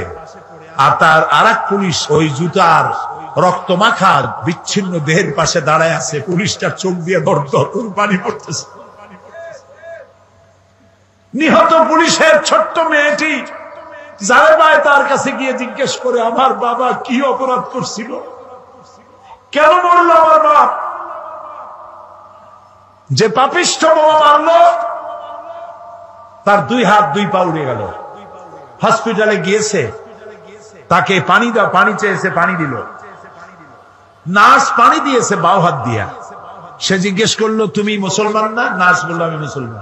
তো বাও হাত দিয়া পানি দিলা কেন? আমি বাও হাতে পানি খাবো না। দেখছেন অবস্থা? খুন করে আসছে মানুষ, ও এখন বাও হাত আর ডাইন হাত তালাশ করে। আমি সেদিন বরিশালে বলছিলাম, কদিন আগে বরিশালে মাহফিল ছিল, বললাম যে একজনের শরাব খাওয়ার অভ্যাস ছিল। শরাব বোঝেন তো? মদ খাওয়ার অভ্যাস। কিন্তু তার মোষ ছিল খুব বড়। কিছু লোক আছেন এরকম মোষ রাখে। বড় কবি হইলে, বড় বুদ্ধিজীবী হইলে অবস্থায় এরকম যেন 6 মাস চুল দাড়ি কাটে টাটে না, একটা পাটের বস্তা পাশ দিয়ে ঝুলে থাকবে, একটু বুদ্ধিজীবী বা। মোষ এত বেশি যে 5 ব্যাটারি টস মারলেও বোঝা যাবে না যে লোকটা হাসে না কান্দে। এই রকমের মোষওয়ালা এক লোক ডান হাত দিয়ে মোষ উঁচা করিয়া নাকের উপর দিয়া ধরিয়া বাঁ হাত দিয়া গিলতেছে। আরেকজন বন্ধু এসে বলছে, ভাই তুমি মদ এত কষ্ট করে খাও কেন? এত উঁচু করে ধরে করিয়া কয় যে, ভাই ওলামায়ে হাজারাত, তাদের কাছে শুনেছি এই পানি টানি জাতীয় কোন জিনিস খাইতে গেলে যদি মোষ ভেজে তাহলে নাকি মাকরু হয়। খাইতেছে মদ, তালাশ করতেছে মাকরু। আরে বেটা, তুই মানুষ খুন করে আসিস, বেহেশত তো ভালো, তোর জায়গা হবে তো জাহান্নামে। তোর তো জানাজাও হবে না, কোন আলেম তোর জানাজা দিবে না, তুই জাহান্নামে যাবি। কোন সন্দেহ নাই জাহান্নাম। মান কাতালা মুমিনান মুতাআম্মিদান ফাজাযাউহু জাহান্নাম। আমার আল্লাহ তাআলা বলেছেন, জেনে শুনে কোন মানুষকে মুমিনকে হত্যা করলে যাবি জাহান্নামে, কিয়ামত পর্যন্ত আল্লাহর লানত হবে, আর চিরকাল জাহান্নামে যাবি, কোনদিন আল্লাহর জান্নাতে যাইতে পারবি না।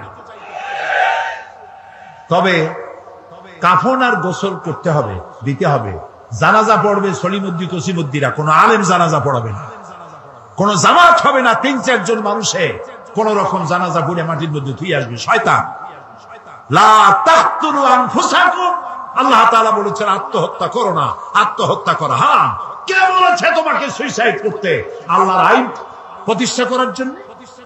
নাউযু বিল্লাহি মিন যালিক। আমরা বলি নাউযু বিল্লাহি মিন যালিক, আল্লাহ নিষেধ করেছে। সুতরাং এইভাবে যারা আজকে, আমাদের দেশে তো ব্রিটিশ আমলে ইসলাম ছিল না, তাই না হুজুর? ব্রিটিশ আমলে দেশে আল্লাহর আইন ছিল? কথা কন না কেন? আচ্ছা, পাকিস্তান আমলে তখনও কি ইসলাম ছিল? ওরা তো বলছিল ইসলামের আইন কানুন পাশ করবো, সেই জন্য পাকিস্তান বানাইল। ওরা কি ইসলামী আইন দিছিল? পাকিস্তান চলে গেল, তারপরেও কি ইসলামী আইন আমাদের দেশে আছে? নাই। তো ব্রিটিশ আমলে ছিল না, পাকিস্তান আমলে ছিল না, এখনো নাই। এই সরকারের 4 বছর যাইতে না যাইতে আল্লাহর আইন প্রতিষ্ঠার এই জজবা উঠলো কেন? তোমরা কারা? তোমাদের তো আমরা চিনি না। এই যে জেএমবি, মূল 2 শয়তান এখনো ধরা পড়ে নাই।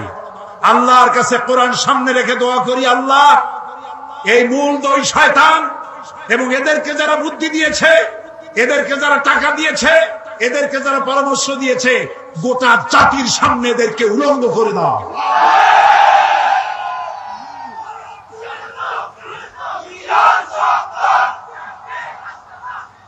এদেশে ইসলামী আইন যারা প্রতিষ্ঠা করতে চায়, আমরা তাদেরকে চিনি। তোমাদের অফিস কই? তোমাদের নেতাকে তুলারাশির লোক দিয়ে বাটি চালান দিয়ে তো পাওয়া যাবে না, অফিস কোথায়? আল্লাহর আইন যারা চায় দেশে, আমরা সেই দলগুলির চিনি, তাদের নেতাদেরকে চিনি। তারা পার্লামেন্টে বক্তৃতা করে, তাদের মন্ত্রী আছে, তাদের অসংখ্য ইসলামী সাহিত্য আছে, তারা বক্তৃতা করে, তাদের গোটা জাতি চেনে। আমাকে বলতে হবে, পরিচিত এদেশের ইসলামী শ্রেষ্ঠ আন্দোলন যারা করেন, তাদের একটা বই, হাজারো বইয়ের মধ্যে একটা বই দেখতে চাই, যেই বইয়ের একটা লাইনও সন্ত্রাসকে উস্কে দেয় এমন একটা বই দেখতে চাই। যারা বক্তব্য রাখেন এই আন্দোলনের নেতারা, তাদের বক্তৃতার একটি শব্দ দিয়ে সন্ত্রাসকে উস্কে দিয়েছে এরকম একটা বক্তৃতা শুনতে চাই। আরে মা বাবার কথা মতো যে জন চলে না, বলুন, মা বাবার কথা মতো যে জন চলে না, আল্লাহ নবীজির দয়া তারা পাবি না। আইরে আল্লাহ।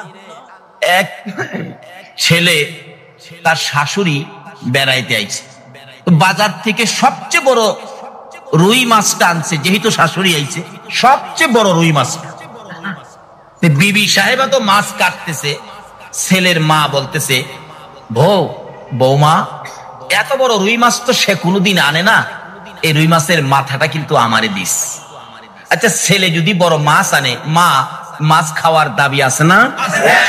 ছেলের জন্য কি মা কষ্ট করে নাই? ছেলের প্রস্রাব পায়খানা কি মা পরিষ্কার করে নাই? মা করছিল না শাশুড়ি করছে? আচ্ছা, এই যে বারবার বলতেছে বৌমা শুনছস, এই রৌ মাছের মাথাটা কিন্তু আমারে দিবি, এত বড় মাছ তো সেই জীবনে কোনদিন আনে না। আচ্ছা, যে বউ বলো নিজের মারে থুইয়া স্বামীর মারে মাথাটা দিতে কি তার মন চায়? সে তো তাকায় রয়েছে নিজের মারে দিব, অন স্বামীর মা চাইতেছে, অন চিন্তা পড়ে গেছে কি করি কিন্তু কোনো কথা কয় না।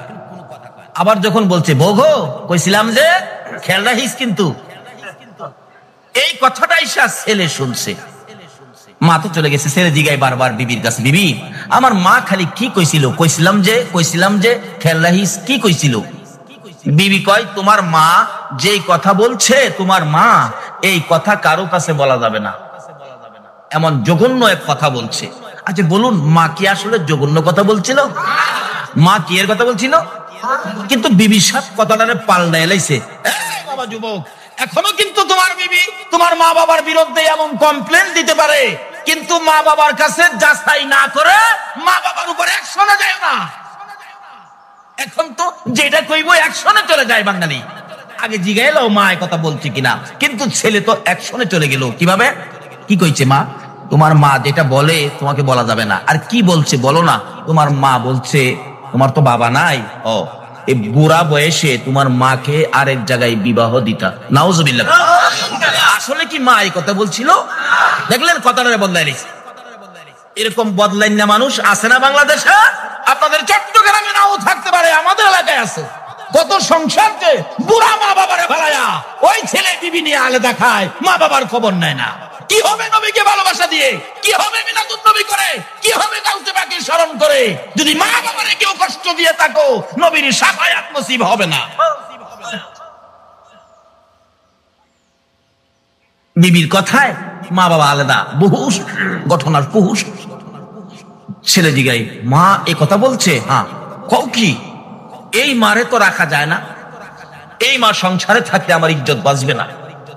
টেনশন খুব, মার দিকে ফিরাই চানা। কইল কি মা? আচ্ছা মা কি আসলে কথা বলছিল? বিবির সাথে পরামর্শ করে কি করা, কেমনে কি করা। বিবি কই চিন্তা করো না, রাত্রে যখন ঘুমাইবো ঘুমের ঘরে খাতা দিয়া বইলা একবারে নদীর ওই পার নিয়া বালুর চরে ফালাইয়া দিয়ামু, যেখানে কোনো মানুষ টানুষ নাই। 2-4 দিন থাইকা পুরা মানুষ এমনি মইরা যাইব, এমনি বা শেষে। ছেলে কো ঠিক বলছো, এই মা যদি সংসারে রাখি, আরো কারো কাছে কথা বলে ফেলে আমার ইজ্জত থাকবে না, আমার বংশের ইজ্জত নষ্ট হয়ে যাবে, মানুষ সমালোচনা করবে। ঠিক আছে, এটাই সিদ্ধান্ত। মাকে কি করবে? রাত্রে নদীর ওই পার বালুর চরে ফালাইয়া দিয়ে আসবে। রাত্রে ছেলের মা এবং মেয়ের মা দুজন বেআইন না?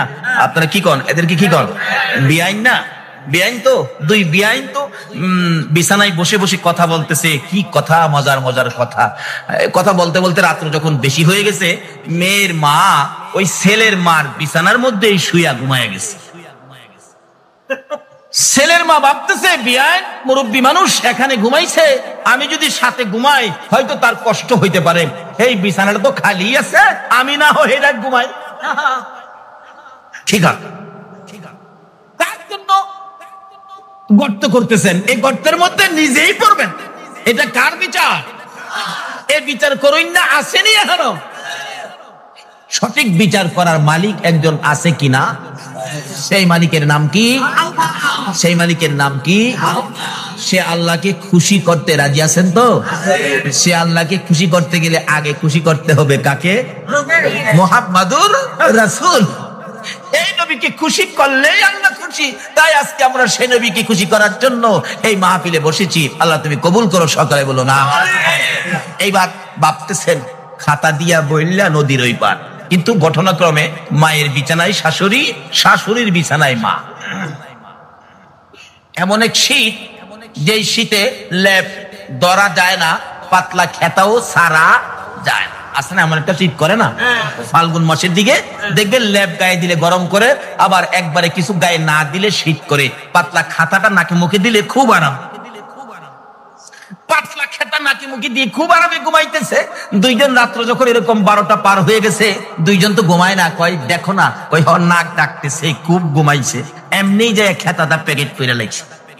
প্যাকেট কইরা দুইজনে ধইরা নৌকার মধ্যে উঠাইয়া একবার নদীর ওই পার এমন জায়গায় ফালাইছে যেখানে কোনো মানুষ যায় না। ফালাই দিয়ে আসতেছে আর খুশি, বিপদ মুক্ত করে লাইছি, ইজ্জত বাঁচাইছি। বাড়ি অলনি কয় আমার জীবনের লেগে ঘরের বেজাল দূর করছি। কিন্তু ছেলেটা যতই মা খারাপ হোক, মায়ের জন্য ছেলের কিছু না কিছু দরদ না হইয়া পারে না। ছেলে কয় কি করলাম, মা কি বলছিল জিগাইলাম না, মারে আইনা এইভাবে ফেলে দিয়ে গেলাম, মার বিছানাটা খালি হয়ে গেল। আজকে বিছানায় গিয়ে মারে দেখবো না, তার কলিজাটা মানতেছে না। ওই খালি বিছানাটা মায়ের বিছানার পাশে দাঁড়ায় দাঁড়ায় চোখের পানি ছাড়তেছে। মা গো, মা কি জানি বলছিলা তুমি, না জিগাইয়া তোমারে ফেলে দিলাম, তুমি না আমারে পেটে রাখছো। ছেলেটা কাঁদতেছে। হঠাৎ ওই বিছানার থেকে মার কানে ছেলের ডাকের আওয়াজটা পড়ছে। বলুন, সন্তান মা কইয়া ডাকলে মার শান্তি লাগে কি না? মা তো ঘুম থেকে লাফাইয়া উঠছে, আমার ছেলে আমার এইভাবে মা মা কইয়া ডাকতেছে, ওইটাই তো ডাক। কি রে বাবা, কি কি হয়েছে তোমার, কেন আমার এইভাবে ডাকতেছো? ছেলে কয়, কে? মা। হ্যাঁ তুমি? হ্যাঁ। তুমি ওই পারতে কেমনে আইলা? কয় বাবা কোন পারতে? ওই পারতে। ওই পার কোনটা? কই হেই পার। করে হেই পার কোনটা? কো নদীর হেই। আমি তো এই বিছানায় ঘুমাইতেছি, আমার হেই পার মিলে কবে? তুমি কি এই বিছানায় ছিল না? কই না, এটার মধ্যে তোর শাশুড়ি আছে। কারে ফেলাইবেন আর ব্যবস্থা কারে করছে? মা কি বলো? হ্যাঁ আমি এখানে ঘুমাইছিলাম। মা তাহলে আমি কি শাশুড়িরে ফেলাইছি? কি তুমি কি হইতেছো? পাগলের মতো কথা বলতেছো, কি ব্যাপার? মা তুমি যে বলছিলা আমার বিবির কাছে বউ গো, কইছিলাম যে খেয়াল রাখিস। কি কইছিলা? মা বলতেছেন, বাবারে তুমি যে বড় রৌ মাছ টানছিলা, আমি বলছিলাম রৌ মাছের মাথাটা খাইতাম রে বাবা, কারণ এত বড় মাথা এত বড় মাছ তুমি কোনোদিন আনো নাই। বাবারে আমি তো বলছিলাম ওই রৌ মাছের মাথাটা খাওয়ার জন্য। মা তুমি কি রৌ মাছের মাথা খাইতে বলছো? হ্যাঁ। তাইলে আমারই কি বললো? কি বলছে? তুমি নাকি বলছো তোমাকে এই বয়সে একটা বিবাহ দেওয়ার জন্য বলছো। মা একটা চিৎকার মেরে চোখের পানি ছেড়ে দিলেন। মা আমার এই বয়সে এমন এক কলঙ্কিনী কথা আমার ছেলের বউ কিভাবে আমার উপরে উঠাইয়া দিল। মাবুদ রে, এই বিচার আমি তোমার কাছে চাই। আমার আল্লাহ বলেন বিচার দিতে হবে না, বিচার দেওয়ার আগে আমি আল্লাহ বিচার করেছি। বলুন এ আল্লাহ এখনো আছে কিনা? গর্ত কার জন্য করতেছেন? কাকে বিপদে ফেলাইবার চিন্তা করতেছেন? এই বিপদ কিন্তু আপনার উপরে। বাবা কি হয়েছে? আমাকে এই কলঙ্কিনী করলো। মা এই জন্য বিচার হয়ে গেছে। আল্লাহু আকবার বলো। বিচার হয়ে গেছে। আমি ভাবছিলাম বিবির কথাই তোমাকে নদীর ওই পার ফালাবো, এখন দেখি তুমি না, ওই তার মাকে নিয়ে ফালাইছি। মা তুমি আরামের বিছানায় থাকো, রৌ মাছের মাথা খাবি, আরো যা চাবি তুমি তাই পাবি। আল্লাহু আকবার। বিবি এমন একটা মিথ্যা কথা আমার মার উপরে তুলে দিয়েছো, যে মার গর্ভে 10 মাস 10 দিন থেকে যেই মারে কষ্ট দিয়েছি, এই মার উপর এমন কথা তুমি উঠাইছো। তোমার মায়ের বিচার আমার আল্লাহ করেছে, আর তোমার বিচার আমি নিজে করব। আজ থেকে আমার সীমানার বাহিরে যাও, তোমার সাথে আর সম্পর্ক নাই, বিদায়।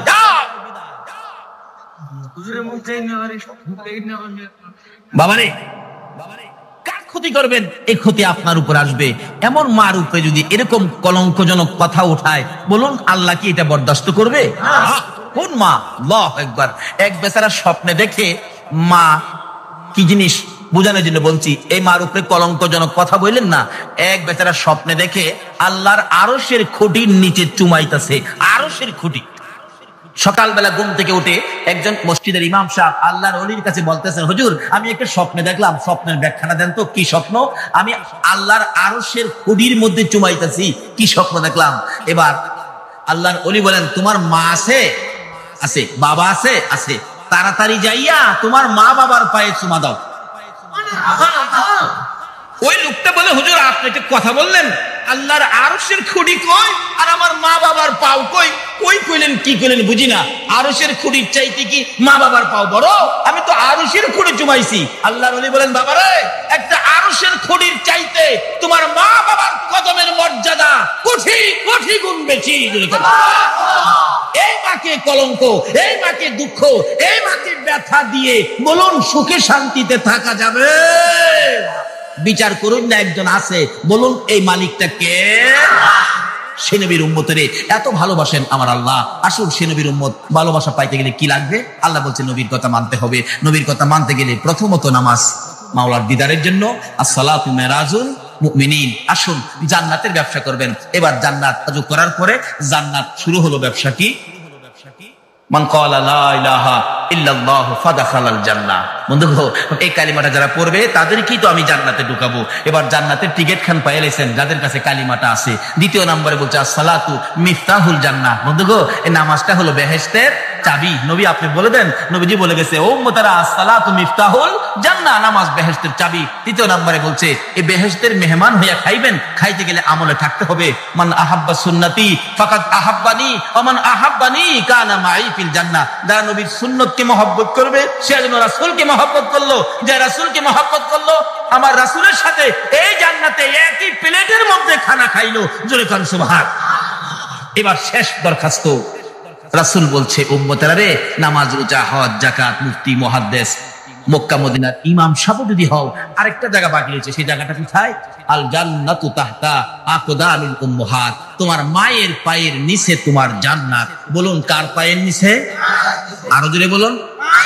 এই মায়ের খেদমত গাউসে পাক করছে কিনা? আমার আগের বক্তা বলে নাই, আল্লাহর ওলিরাও মায়ের খেদমত করেছে, যেই মায়ের খেদমতে সরাসরি আল্লাহর ওলি হওয়া যায়। বাবারে, আসুন, যা যা করেছেন সব কিছুর মূলে হবে মা বাবার খেদমত। মা বাবার খেদমত করুন, মা বাবাকে দুঃখ কষ্ট দিয়েন না। যদি কেউ দিয়ে থাকেন, আজকের মাহফিল থেকে গিয়ে মায়ের ঘরের দরজায় যায় ডাক মারেন, মা, মা গো, হুজুর আমার যে মা নাই, আমি কি করব? মা তো কবরে চলে গেছে। কালকে ফজরের নামাজটা পড়ে দৌড়ে মায়ের কবরে চলে যান, মায়ের কবরের পাশে দাঁড়ায় দুইটা হাত বাড়ায় ডাক মারেন, রব্বিরহামহুমা কামা রাব্বায়ানি সগীর। চোখের পানি ছেড়ে দেন। আল্লাহ কথা দিয়েছে, বন্ধু গো, তোমার কোন উম্মত যদি মায়ের কবরের পাশে, বাবার কবরের পাশে দুই চোখের পানি ছেড়ে দেয়, আমি আল্লাহ কথা দিলাম, এই চোখের পানি নাকের আগা বরাবর আসার আগে আগে মা বাবার কবরকে আমি জান্নাতের বাগান বানিয়ে দিব। আমার উম্মতের কবরের আযাব বন্ধ করে দাও। জিবরিল এক, হুজুর আপনি দোয়া করলেও আযাব বন্ধ হবে না। কই কি? রাসূলের দোয়ায় আযাব বন্ধ হবে না? কেন বন্ধ হবে না হুজুর? বন্ধ হবে না কেন রে জিবরাইল? আমি তো আমার সাহাবীদেরকে নিয়ে দোয়া করতেছি। জিবরাইল বলে, হুজুর শুধু সাহাবী কেন, 1,24,000 পয়গাম্বর সহ যদি দোয়া করেন আপনি সকল পয়গাম্বরের নেতা হইয়া, তারপরও আজকে দোয়া কবুল হবে না। রে জিবরাইল, কেন কবুল হবে না? হুজুর আপনার এই উম্মত তার মায়ের কলিজায় আগুন দিয়া কবরে শুইছে, যতক্ষণ পর্যন্ত তার মা তাকে ক্ষমা না দিবে গো, ততক্ষণ পর্যন্ত রাসূলের দোয়াও কবুল হবে না। আরে মা বাবার কথা মতো যেজন চলে না, বলুন, মা বাবার কথা মতো যেজন চলে না, আল্লাহ নবীজির দয়া তারা পাবি না। হায়রে আল্লাহ নবীজির মা বাবাকে দুঃখ দিলে নামাজে রোজা যাইবি ফলে, মা বাবাকে দুঃখ দিলে নামাজে রোজা যাইবি ফলে, মার কলিজায় আঘাত দিলে খোদা সহে না, মার কলিজায় আঘাত দিলে খোদা সহে না, আল্লাহ নবীজির দয়া তারা পাবি না। হায়রে আল্লাহ নবীজির মা বাবা অতি আপন, মা বাবার করো যতন, মা বাবা অতি আপন, মা বাবার করো যতন, তিন কথার সাথী পায়া বুইলা যায়ও না, তিন কথার সাথী পায়া বুইলা যায়ও না, আল্লাহ নবীজির দয়া তারা পাবি না। হায়রে আল্লাহ নবীজির। আমার নবী বলেন, জিবরাইল তার কবরের আযাব আমি যে সইতে পারি না। জিবরাইল বলেন, ইয়া রাসূলুল্লাহ, যতক্ষণ পর্যন্ত তার মা জীবিত আছে, তার মা তাকে ক্ষমা না দিবে, ততক্ষণ পর্যন্ত আপনার দোয়ায়ও সে মাপ পাবে না। কত বড় কথা! রাসূল দোয়া করেন, কবুল হয় না। কাকে কষ্ট দেওয়ার কারণে? ঘুমাইছেন? কাকে কষ্ট দেওয়ার কারণে? কারণ মা, কোন মা চিনছেন? রাত্র 2টাই হোক, 2:30টাই হোক, সন্তান বাড়িতে না আসা পর্যন্ত বলুন তো বুড়িশ্বরের কার ঘরের দরজাটা খোলা আছে? কয়েকজনে কইছে।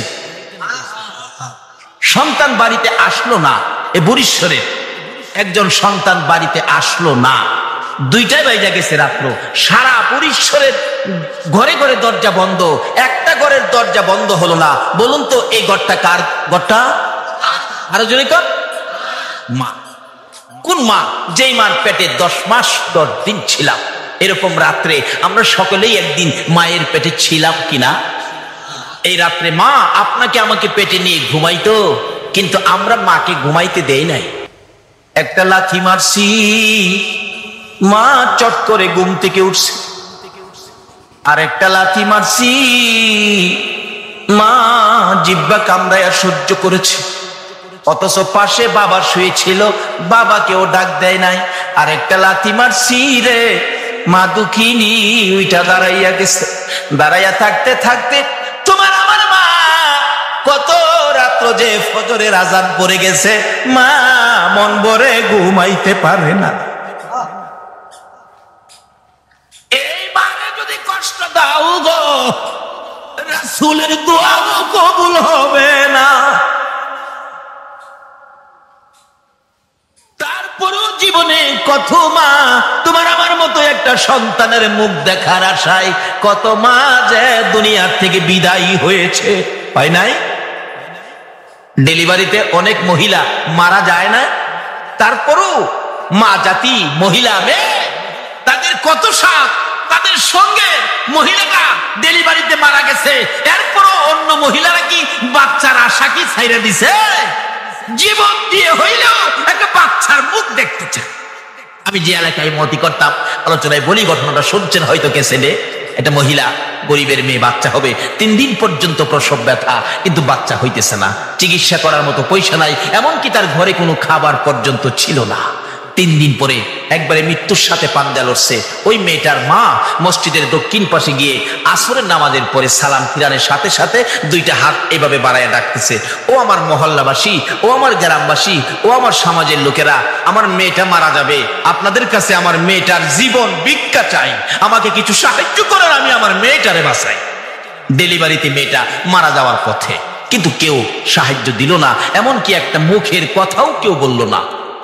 মাগরিবের পরে সালাম ফিরাইয়া মোনাজাত করিরাই বললাম, আপনাদের সমাজের মহিলাটা এত বিপদে পড়ে, তার মেয়েটা মারা যাবে, আপনাদের কাছে সাহায্যের হাত বাড়াইলো, অথচ আল্লাহ বলছে কোন অসহায় ব্যক্তি এইভাবে হাত বাড়াইয়া বিপদে পড়ে আল্লাহর রাস্তে হাত বাড়াইলে আল্লাহ বলছেন এই হাতের নিচে দিয়ে আমি আল্লাহর কুদরতি হাতটা বাড়াইয়া দিই। এই হাতটা খালি দিলেন আমার আল্লাহর আরশ পর্যন্ত কাঁপতেছে। করলেন কি আপনি? একজন মুরব্বী কয়, বাবারে কার জন্য কে রোজগার করে রাখছে, কষ্ট পাইলাম। বললাম ঠিক আছে, আমি ইমাম সাহেব, আমি মহল্লায় বাইরুমু, দেখি কেউ নিয়ে আমার হাতে দেয়। এই মহিলাটার পক্ষ থেকে মাগরিবের পর থেকে এশারের আজানের আগ পর্যন্ত বাহির হলাম। আমার সাথে কেউ যাবেন? একজন হাই স্কুলের শিক্ষক, উনি এখনো বেঁচে আছেন। বললেন হুজুর আমি যাব। 2জনে মিলে 750 টাকা 35 কেজি চাউল উঠাইলাম, উঠাইয়া পাঠাইলাম একটা ছাত্র দিয়ে, তার বাড়িতে দিয়ে আসো, আর সকাল সকাল যেন হসপিটালে পাঠায়, সরকারি হসপিটালে চিকিৎসার জন্য টাকা যা লাগে আমি ইমাম সাহেব ব্যবস্থা করব। এবার পাঠানোর পর মেয়ের মা একটা বড় করে শ্বাস ফেলায় বললেন, আল্লাহ আমার মেয়েটাকে বুঝি বাঁচাইতে পারবো। সকালবেলা হসপিটালে নিয়ে গেলেন। আমি মক্তব ছুটি দিয়ে হসপিটালে গেলাম, কারণ মক্তব ছুটি না দিয়া গেলে তো বুঝেন ওই ইমাম সাহেবের তো কইতে মুহ গেল লাগে না, মুহদা যায় তাই দেখবেন কইলে ওই ইমাম সাহেবের। বাবারে ইমাম সাহেব আলেম, নাইবে নবী আলেমকে মুখে যা আসে তা বলবেন না। এই নাইবে নবী আলেমকে একটা কথা যদি আপনি কটু বলেন, এই কথাটা আমার রাসূলের গায়ে গায়ে লাগবে। একজন নাইবে নবী আলেম রাস্তা দিয়ে হাইটা গেলে হাঁটার বরকতে 40 দিনের জন্য কবরের আযাব বন্ধ হয়ে যায়। বলে হুজুর নাইবে নবী আলেমরাও যে ভুল করলে তার বিচার হবে হাসরের দিন, কিন্তু আপনি বিচার করতে পারবেন না। নাইবে নবীর বিচার আল্লাহ করবে, আপনার আমার সামনে করবে না, নূরের পর্দা টানাবে। আলেমের বিচার যেহেতু তারা নাইবে নবী আলেম অন্যায় করলে বিচার হবে হাসরের দিন, সাধারণ মানুষের সামনে হবে না, নূরের পর্দা টানায়া পর্দার ভিতরে বিচার করবে। পর্দার ভিতরে কেউ যেমন না দেখে, পর্দার ভিতরে আর কি এর বিচার করবো? ওই আমার নবীর ওয়ারেস তারা কেড়ে অন্যায় করছিলেন, সুবহানাল্লাহ। পর্দার ভিতরে নেওয়ার কারণে আমার মন কয় এই বিচার ওই করবো আর কি, কেন যেহেতু নাইবে নবী। কাজে আমরা সাধারণ মানুষ, তাদেরকে কটু কথা বলা উচিত হবে না, কারণ অনেকে না বুঝাও বলে ফেলে। এই জন্য মক্তব ছুটি দিয়ে গেলাম যাতে কেউ কিছু কইতে না পারে। যাই দেখি ডাক্তার সাহেব দাঁড়াইয়া রইছে, তার মেয়েটার মা বাবা 2জন দাঁড়াইয়া রইছে, ডাক্তার সাহেবের সাথে কথা বলতেছে। বললাম ডাক্তার সাহেব রুগীটার খবর কি? ডাক্তার বললেন হুজুর রুগী কি আপনার? আমি বললাম রুগী তো আমার না, কিন্তু আমি রুগীর পক্ষে। অবস্থা কি বলুন? ডাক্তার বলেন, হুজুর রোগীটার অবস্থা একবারে শোচনীয়, কারণ লাস্ট মুহূর্তে নিয়ে আসছে, আরো আগে আসা দরকার ছিল, এখন রোগীটা বাঁচানো সম্ভব হবে না। আমি বললাম, দেখেন মরে যাক, আপত্তি নাই, কিন্তু চিকিৎসা করে দেন। চিকিৎসা ব্যতীত যদি মেয়েটা মরে যায়, তা তার মা বাবার কলিজায় আজীবন একটা দুঃখ থাকবে, চিকিৎসার অভাবে আমার মেয়েটা মারা গেছে, চাই চিকিৎসা করেন যাতে দুঃখ না থাকে, টাকা যা লাগে আমি দেখবো। ডাক্তার বলেন, তাহলে চিকিৎসা করে দেখতে পারি, দুইজন বাঁচাইতে পারবো না, একজন বাঁচাইতে পারি কিনা। বাচ্চাটা বাঁচাইতে গেলে মা মারা যাবে, মা মারা গেলে মা বাঁচাইতে গেলে বাচ্চা মারা যাবে। আপনারা এখন ডিসিশন দেন আমি কোনটা বাঁচাবো। আচ্ছা বলুন তো, মেয়ের মা বাবা কার কথা বলবে? মেয়ের কথা, যেহেতু মেয়ে তাদের সন্তান। ডাক্তার সাহেব বাচ্চাটা মেরে ফেলুন, আমার মেয়েটাকে বাঁচাইয়া দেন। তখনও মেয়েটা জ্ঞান হারা ছিল। মা বাবা যখন বলেছে বাচ্চাটা মেরে ফেলুন, আমার মেয়েটাকে বাঁচাইয়া দেন, আল্লাহ সাক্ষী, তখন দেখলাম ওই জ্ঞান হারা মেয়েটা দুইটা চোখ খুলছে, জর্জর করে পানি ছেড়ে দিয়েছে, ঠোঁট দুইটা নাড়াইয়া কথা বলতে চাচ্ছে, কথা বলতে পারতেছে না। ডাক্তার বলেন, মেয়েটা যেন কি বলবেন শুনি, মুখের কাছে কানটা নিলে ডাকতেছে, ডাক্তার রে, এ সন্তান মারবি, মারিস না, 10 মাস 10টা দিন কষ্ট করেছি। ডাক্তার, প্রসব ব্যথার যন্ত্রণায় যদি তোমার মা তোমাকে মেরে ফেলতো, তুমি কি ডাক্তার হতে পারতা? ডাক্তার নিজেও ছিলেন মা ভক্ত মানুষ, না তা তো পারতাম না। ডাক্তার গো, কত কষ্ট করেছি জীবনে, কত রাত্র না ঘুমাইয়া কাটাইছি। ডাক্তার রে, এখনো আমার পেটের উপর হাত দিয়ে দেখ, এখনো আমার সন্তান পেটের মধ্যে নড়াচড়ি করে। ডাক্তার, দুইজনের একজন যদি মারতে হয় রে ডাক্তার, আমার পেটের বাচ্চাটা মারিস না, আমি মায়ের জীবন শেষ করে দে, আমার সন্তান বাঁচাইয়া দে। একটা মুহূর্তের জন্য যদি আমি মা সন্তানের মুখটা দেখে যাইতে পারি রে, আমি মার কলিজা শান্তি পাইব। ডাক্তার বলেন, এত যখন আশা, চেষ্টা করে দেখি দুজন বাঁচানো যায় কিনা। আমার জানা ঘটনা বলছি, চিকিৎসা শুরু হলো, একটু পরে শোনা যায় রুমের ভিতরে ওয়া ওয়া বলে কান্দে। ডাক্তার দরজা খুলে দিয়ে দুইটা চোখের পানি ছেড়ে দিলেন। কে আছেন আপনারা? ছেলে হয়েছে, ছেলের অবস্থা ভালো, কিন্তু ছেলের মা বাঁচবে না। ওই মহিলার মা বাবা রুমের ভিতরে যায় না, মেয়ে মারা যাবে, আর কি করব, বাহিরে দাঁড়াইয়া কাঁদতেছে। আমি চট করে ভিতরে ঢুকলাম, যাইয়া দেখি বাচ্চাটা জমিনে পড়ে হাত পাও নাড়াইয়া ওয়া ওয়া করে কান্দে।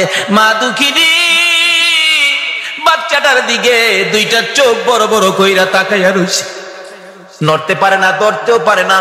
অনেকক্ষণ পরে মা যখন রুমের ভিতরে ঢুকছে, মাকে ইশারা দিয়ে বুঝাইতে চাইতেছে, মা গো, জীবন দিয়ে যেই সন্তানের মুখ দেখতে চাইলাম, সন্তানের মুখ দেখেছি, আমার সন্তান জমিনে পড়ে কান্দে, তোমরা একটু কোলে নাও না। কিন্তু ইশারা বুঝাইতে চায়, তারা তো বুঝতে চায় না।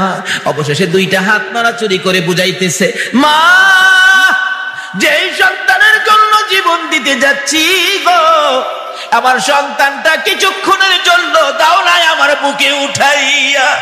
এই ইশারাটাও বুঝতে চাইতেছে না, বুঝতে পারতেছে না। অবশেষে দেখলাম দুঃখিনী মা নিজেই দুইটা হাত বাচ্চার দিকে বাড়াইতে চাইতেছে, শক্তি কুলায় না, ধাক্কা দেয়, একটু বাড়ে, আর একটু ধাক্কা দেয়, আর একটু সামনে বাড়ে। এইভাবে হাত দুইটা বাড়াইতে বাড়াইতে বাচ্চাটার কাছাকাছি চলে গেছে। আর একটু যদি বাড়তো, বাচ্চার গায়ে লাগতো, মা কলিজা শান্তি পাইতো। বাচ্চাটার কাছাকাছি হাতটা পড়ে আছে, মা দরদি বাচ্চার দিকে তাকাই আছে। এইভাবে তাকাইয়া থাকতে থাকতে রে মা দরদি বিদায় হইয়া যায়। আমার নবী বলেছে, উম্মতরা রে, এই মারে যারা কষ্ট দিবি রে, আমি নবীর শাফায়াত নসিব হবে না। বাবারা, কবরে যাবেন, এই মার সাথে ব্যবহার কি করেছেন এটা আগে পরিষ্কার করেন। রাসূল বলেন, আমি তো ডাকতেছি জিবরাইল, এই আযাব আমি উপস্থিত থাকতে আমি সহ্য করব কিভাবে? জিবরাইল বল, হুজুর, তার মার কাছে ক্ষমা না পাওয়া পর্যন্ত আল্লাহ তাকে মাপ দিবে না, আপনি রাসূলের দোয়াও কবুল হবে না। রাসূল বলেন, তার মা কোথায়? ঠিকানা দিলে যে ডাকতেছে, মা, আপনার ছেলেটা মারা গেছে। জি হুজুর, মারা গেছে। আপনার ছেলের কবরে তো আযাব চলছে। মা বলেন, হুজুর, আযাব হইতাছে? আল্লাহ আরো আযাব দেন। হ্যাঁ, আমারে পুইরা দিচ্ছে। মারে কষ্ট দেওয়ার মানুষ আছে না বাংলাদেশে? হ্যাঁ, পুইরা লাইছে হুজুর। রাসূল বলেন, মাকে তো না দেখাইলে মা মায়া হবে না। রাসূল বলতেছেন, মা আপনি একটু আসেন, আপনার ছেলের অবস্থা দেখা যান। কবরের পাশে দাঁড় করাই রাসূল বললেন, প্রভু গো, তার মাকে কবরের আযাব দেখার শক্তি দাও। বলুন এই নবীর কথাই দিবে কিনা? বলতে দেরি, শক্তি দিতে দেরি নাই। মা দেখে কবরের ভিতরে আযাব, মাথার থেকে চামড়াটা সিলাইয়া একটা টানে পাও পর্যন্ত নিয়ে যায়, আর ওই সিলানো শরীরের মধ্যে দাও দাও করে আগুন। ছেলেটা মা মা কইয়া চিৎকার মারে। মারে চিনেন না? বিপদে আপদে পড়লে বলুন অটোমেটিক মুখ দিয়া কার কথা আসে? পায়ে ব্যথা পাইয়া পায়ের নুকটা একবারে সিটা পড়ে গেছে, বলুন পায়ে হাত দিয়া কি বলে কাঁদতেছে বাচ্চাটা? মা মাগো মা। পেট ব্যথায় অস্থির, শ্বশুর বাড়ির খাইয়া এমন খাওয়া খাইছে ব্যথা উঠছে পেটে, বলুন কি বলে কাঁদতেছে জামাই? মা মাগো। শাশুড়ি কই, বেটা আমার বাড়ির খাইয়ে তোর মারে ডেকে কাঁদতোস? আমার আল্লাহ কই, তোর বাড়ির খাইলে কি বো ব্যথাই বেদনায় মার কথাই আসবে, জুতা দাবাই রে ও তোর কথা। কেন এই সন্তান নিয়ে কষ্ট ব্যথা, বলুন কে বুক করেছে? মা। এই জন্য ব্যথাই বেদনায় পড়লে কার কথা মুখ দিয়ে আসে?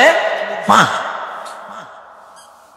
বলে হুজুর বাবার কথা কইতেন না, বাবা কি কম কষ্ট করছে, রোজগার করে খাওয়াইছে না? বাবার কথা আসে একবার, কোন সময়? ব্যথাই বেদনাই না। দেখবেন এই বৃষ্টি বাদলের দিন সকালবেলা ঘর থেকে ওইটাই দেখে উত্তর দিক দিয়ে এমন আকাশে মেঘ জমেছে, একবারে কালো অন্ধকার হয়ে রয়েছে। ঘুম থেকে ওইটা এই কালো হাঁসটা দেখা বলুন তো কি বলতেছে? বাবা রে বাবা। দিনের হাঁস দেখলে বাবার কথাই গিয়ে, কিন্তু ব্যথাই বেদনায় বাবার কথা, বলুন কার কথাই? মা।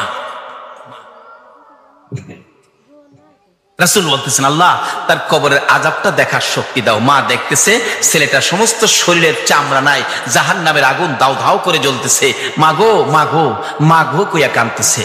আবার চামড়া ভরে যায়, পাও থেকে ফেরেশতারা চামড়াটা সিলাইয়া মাথা পর্যন্ত আনে, আবার জাহান্নামের আগুন জ্বলতে থাকে। মাগো মাগো কইয়া কান্দে। মা সন্তানের ব্যথা দেখে রে মা নিজের ব্যথা ভুলে গেছে। তাই আমি বলি ছেলে মাকে ভুলে যাই গো, মা ছেলেকে ভুলে না। এমন দরদি মাকে আর ব্যথা দিও না। মা ডাকতেছে, ইয়া রাসূলুল্লাহ আমাকে যত ব্যথাই ছেলে আমাকে দিয়েছে আমি সহ্য করতে পারবো, কিন্তু ছেলের ব্যথা আমি মা হইয়া সইতে পারি না। হুজুর আমি আমার সন্তানকে মাফ করে দিলাম, আপনি বলুন না আমার আল্লাহকে যেন মাফ করে দেয়। এই মা মাফ করে দিলাম কথাটা বলতে দেরি হয়েছে, আমার রাসূল পাশে থাকার বরকতে মায়ের ক্ষমা দেওয়ার সঙ্গে সঙ্গে তার কবরটা জান্নাতের বাগান হয়ে যায়। কিন্তু নামাজ রোজা হজ যাকাত মুফতি মুহাদ্দিস মুফাসসির মসজিদ বানান মাদ্রাসা বানান ওয়াজ করান ওয়াজ করেন ওয়াজ শুনেন, এমনকি মক্কা মদিনার ইমাম সাহেব যদি হয়ে যাও আর এই মা বাবাকে যদি কষ্ট দাও আল্লাহর জান্নাতে যাওয়া সম্ভব হবে না। তাই আসুন আমরা কি করতে হবে, কোরআন শরীফ কি বলে দেখি। কোরআন শরীফ বলছে কি, ওয়াসাইনাল ইনসানা বিওয়ালিদাইহি ইহসানা। আল্লাহ বলছে হে মানুষ তোমরা তোমাদের মা বাবার সাথে ভালো ব্যবহার করো। বলুন মা বাবার সাথে কি ব্যবহার করতে বলছে? ভালো ব্যবহার। এখনকার দিনে কি ভালো ব্যবহার আছে? আমাদের যে এলাকায় ইমামতি করতাম এই এলাকার ঘটনা বলছি। এক বুড়া বাবা ছেলের সাথে ঝগড়া লাগিয়া, বুড়া বাবা শিক্ষিত মানুষ, এক পর্যায়ে রাগ হইয়া ছেলেকে ধমক মারলেন, তোমাকে শেখা। ছেলেও শিক্ষিত, বাবার প্রতি রাগ হইয়া উল্টা মাইরা দিছে, আপনাকে ডবল শেখা। আচ্ছা এই ব্যবহারটা কি ভালো ব্যবহার হলো? ভালো ব্যবহার কিভাবে করবেন? কোরআন শরীফের মধ্যে ঘোষণা আছে আরেক জায়গায়, তোমরা বাপ মার সামনে দাঁড়াইলে মাথা নিচু করে দাঁড়াও, বুকটা টান করে দাঁড়ায়ও না। বাপ মার সাথে কথা বলতে গেলে বাপ মার কথা সুরের চাইতে তোমার কথা সুরটা বড় করো না। বাপ মা যদি কোনো কথা তোমাকে কটু বলে ফেলে বাপ মার সাথে গিয়ার দেখাইও না। বাপ মা যদি তোমাকে থাপ্পড় মারে বাপের মায়ের থাপ্পড় খায়া কান্দো, এমন কান্দা কান্দো না তোমার মা ওই আবার কষ্ট পাবে। কাঁদতে থাক হইলে দূরে চলে যাও, মসজিদের ওই পাশে চলে যাও, নিরিবিলি কান্দো, তোমার মা যেন এই শব্দটা শুনতে না পারে। আল্লাহু আকবার বলো। এই শিক্ষা দিতেছেন আমার আল্লাহ। বলুন এই শিক্ষা কে দিতেছেন? আল্লাহ। তাই এই মা বাবার সাথে ভালো ব্যবহার করেন, মা বাবার সাথে ভালো ব্যবহার করেন। বাড়িতে যাওয়ার আগে মা কি খায়, কি পছন্দ করে একটা কিনেন, বেশি না পারেন এক কিনেন, নিয়ে বাড়িতে যান। মা পয়সা হয় নাই, একটা আনছি তোমার জন্য, তুমি না আপেল খাইতে ভালো পাও, একটা আপেল আনছি, তুমি আর কাউরে দেখাইও না মা, এটা তুমি চুপে চাপে খেয়ে ফেলো। মা দেখবেন হাসি দিয়ে বলবে, বাবা একটা আনছস, আমি খাবো, আমার নাতি নাত করে আছে না, আমি একটা কেমনে খামো রে বাবা, মা তুমি চুপচাপ খেয়ে ফেলো। এই যে মা যে হাসি দিল, রাসূল বলেন এই মার মুখে একটা আপেল দিয়ে হাসি ফুটাইছো, এই মার খুশির উপরে আমার আল্লাহ তোমার আমল নামাই একটা কবুল 7টা উমরা হজের সওয়াব দিয়া দিছে। লক্ষ লক্ষ টাকা খরচ করে মক্কার মদিনায় গিয়েছে, হজ কবুল হতে পারে নাও হতে পারে। একটা আপেল দিয়ে মাকে খুশি করে, বাবাকে খুশি করে একটা কবুল 7টা উমরা হজের সওয়াব পেয়েছে। আমার এক বন্ধু আমার বাড়ির পাশে রেল লাইন হাইটে আসতেছে, জিগাইলাম দোস্ত কোত্থেকে আইছো? খো ভাই সাহেব মিথ্যা কথা তো বলতে পারবো না, আপনার সাথে সিনেমা দেখতে গেছিলাম। সিনেমা দেখতে যায় না যুবকেরা?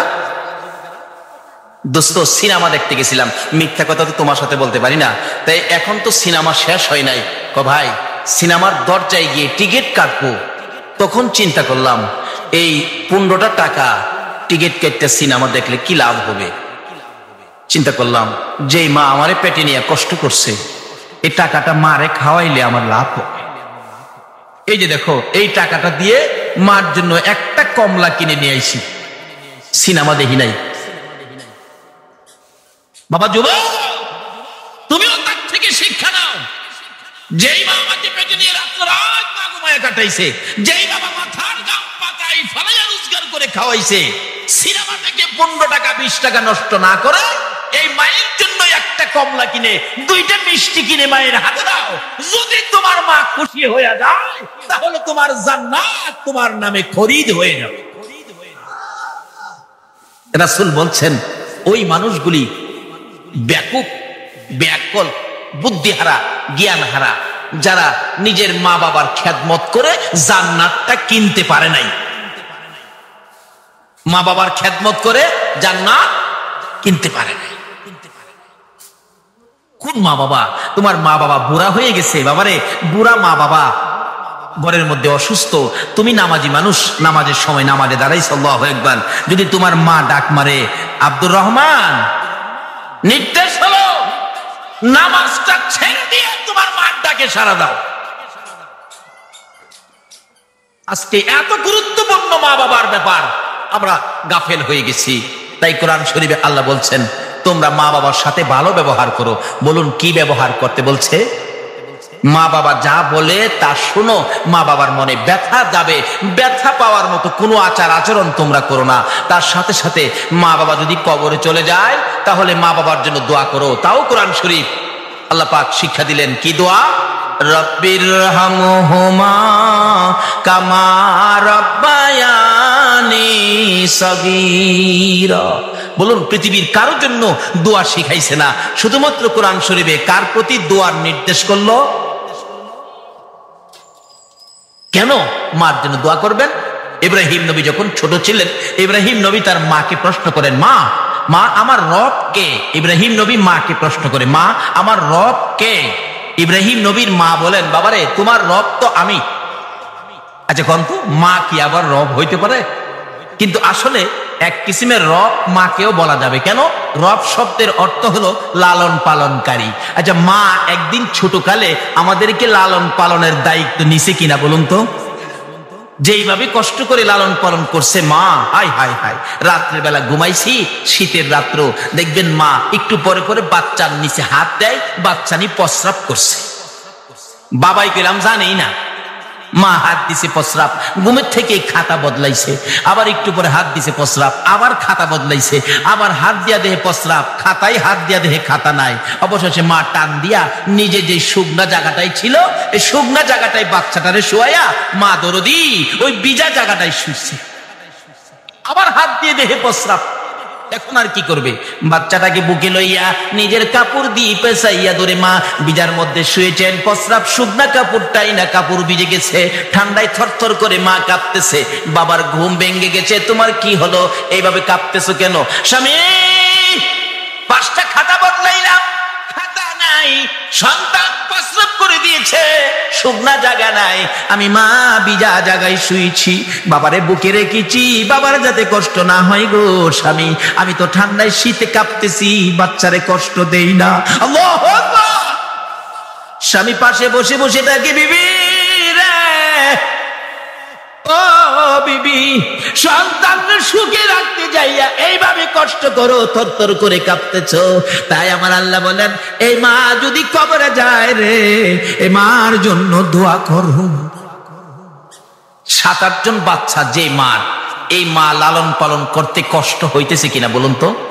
দেখবেন মা, গরু আছে, গরু ঘরে নিলেন, ছাগল আছে, ছাগল ঘরে বানলেন, মুরুগ থামাইলেন, রান্না বাড়া শেষ করলেন, সবাইকে কাজ শেষ করে সন্ধ্যার সময় বাচ্চা কাচ্চাকে খাওয়াইলেন, স্বামীকে খাওয়াইলেন, শ্বশুর শাশুড়ি খাওয়াইলেন। এইভাবে সব কাজ শেষ করে তোমার আমার মা ঘুমাইতে যাইবো, রাত্র বাইরে গেছে 11টা। খালি 11টায় শুইছে, ল্যাপটা একটু গায়ে দিয়া, ল্যাপটা একটু গরম হয়েছে, শীতের রাত্র। এমন সময় 7 জনের মাঝখানে যাইছিল বাচ্চাটা, হ্যাঁ খাইছিল না, ঘুমেতে ওইটা দেখবেন শুরু করছে, পেন্নের পেন্নের। মা কয়, কি হয়েছে তোর? কোনো কথা কয় না, খালি আছে না বাচ্চা এরকম করে না? আধা ঘন্টা পর্যন্ত কাঁদছে, কোনো কথা কয় না। আরে কেন কাঁদতেছস আধা ঘন্টা পর্যন্ত? কয়, আমি যে ভাত খাইছি না, তুমি জানো না? মা কয়, এটা কি আধা ঘন্টা কাইন্দা কোন লাগে? আগেই তো তুই কইতারস। এরকম একটা বিরক্ত মারে আমরা করছি কিনা কন্ত? বাবাই কয়, হেয়ার প্যান্ট পেনে আর সহ্য হয় না, গলার চিপটা মাইরা বাইরে ফেলাই দে। আচ্ছা, কোন মা কি মাইরা ফেলাই দিছি? মা কয়, তুমি ঘুমাও। এই সম্পূর্ণ বিরক্তি বলুন কে সহ্য করেছে? মা। এই মারে কষ্ট দিয়া বেহেশত যাইতেন, নামাজ পড়া যায়েন বেহেশত, গানো ধইরা বের করে দিব।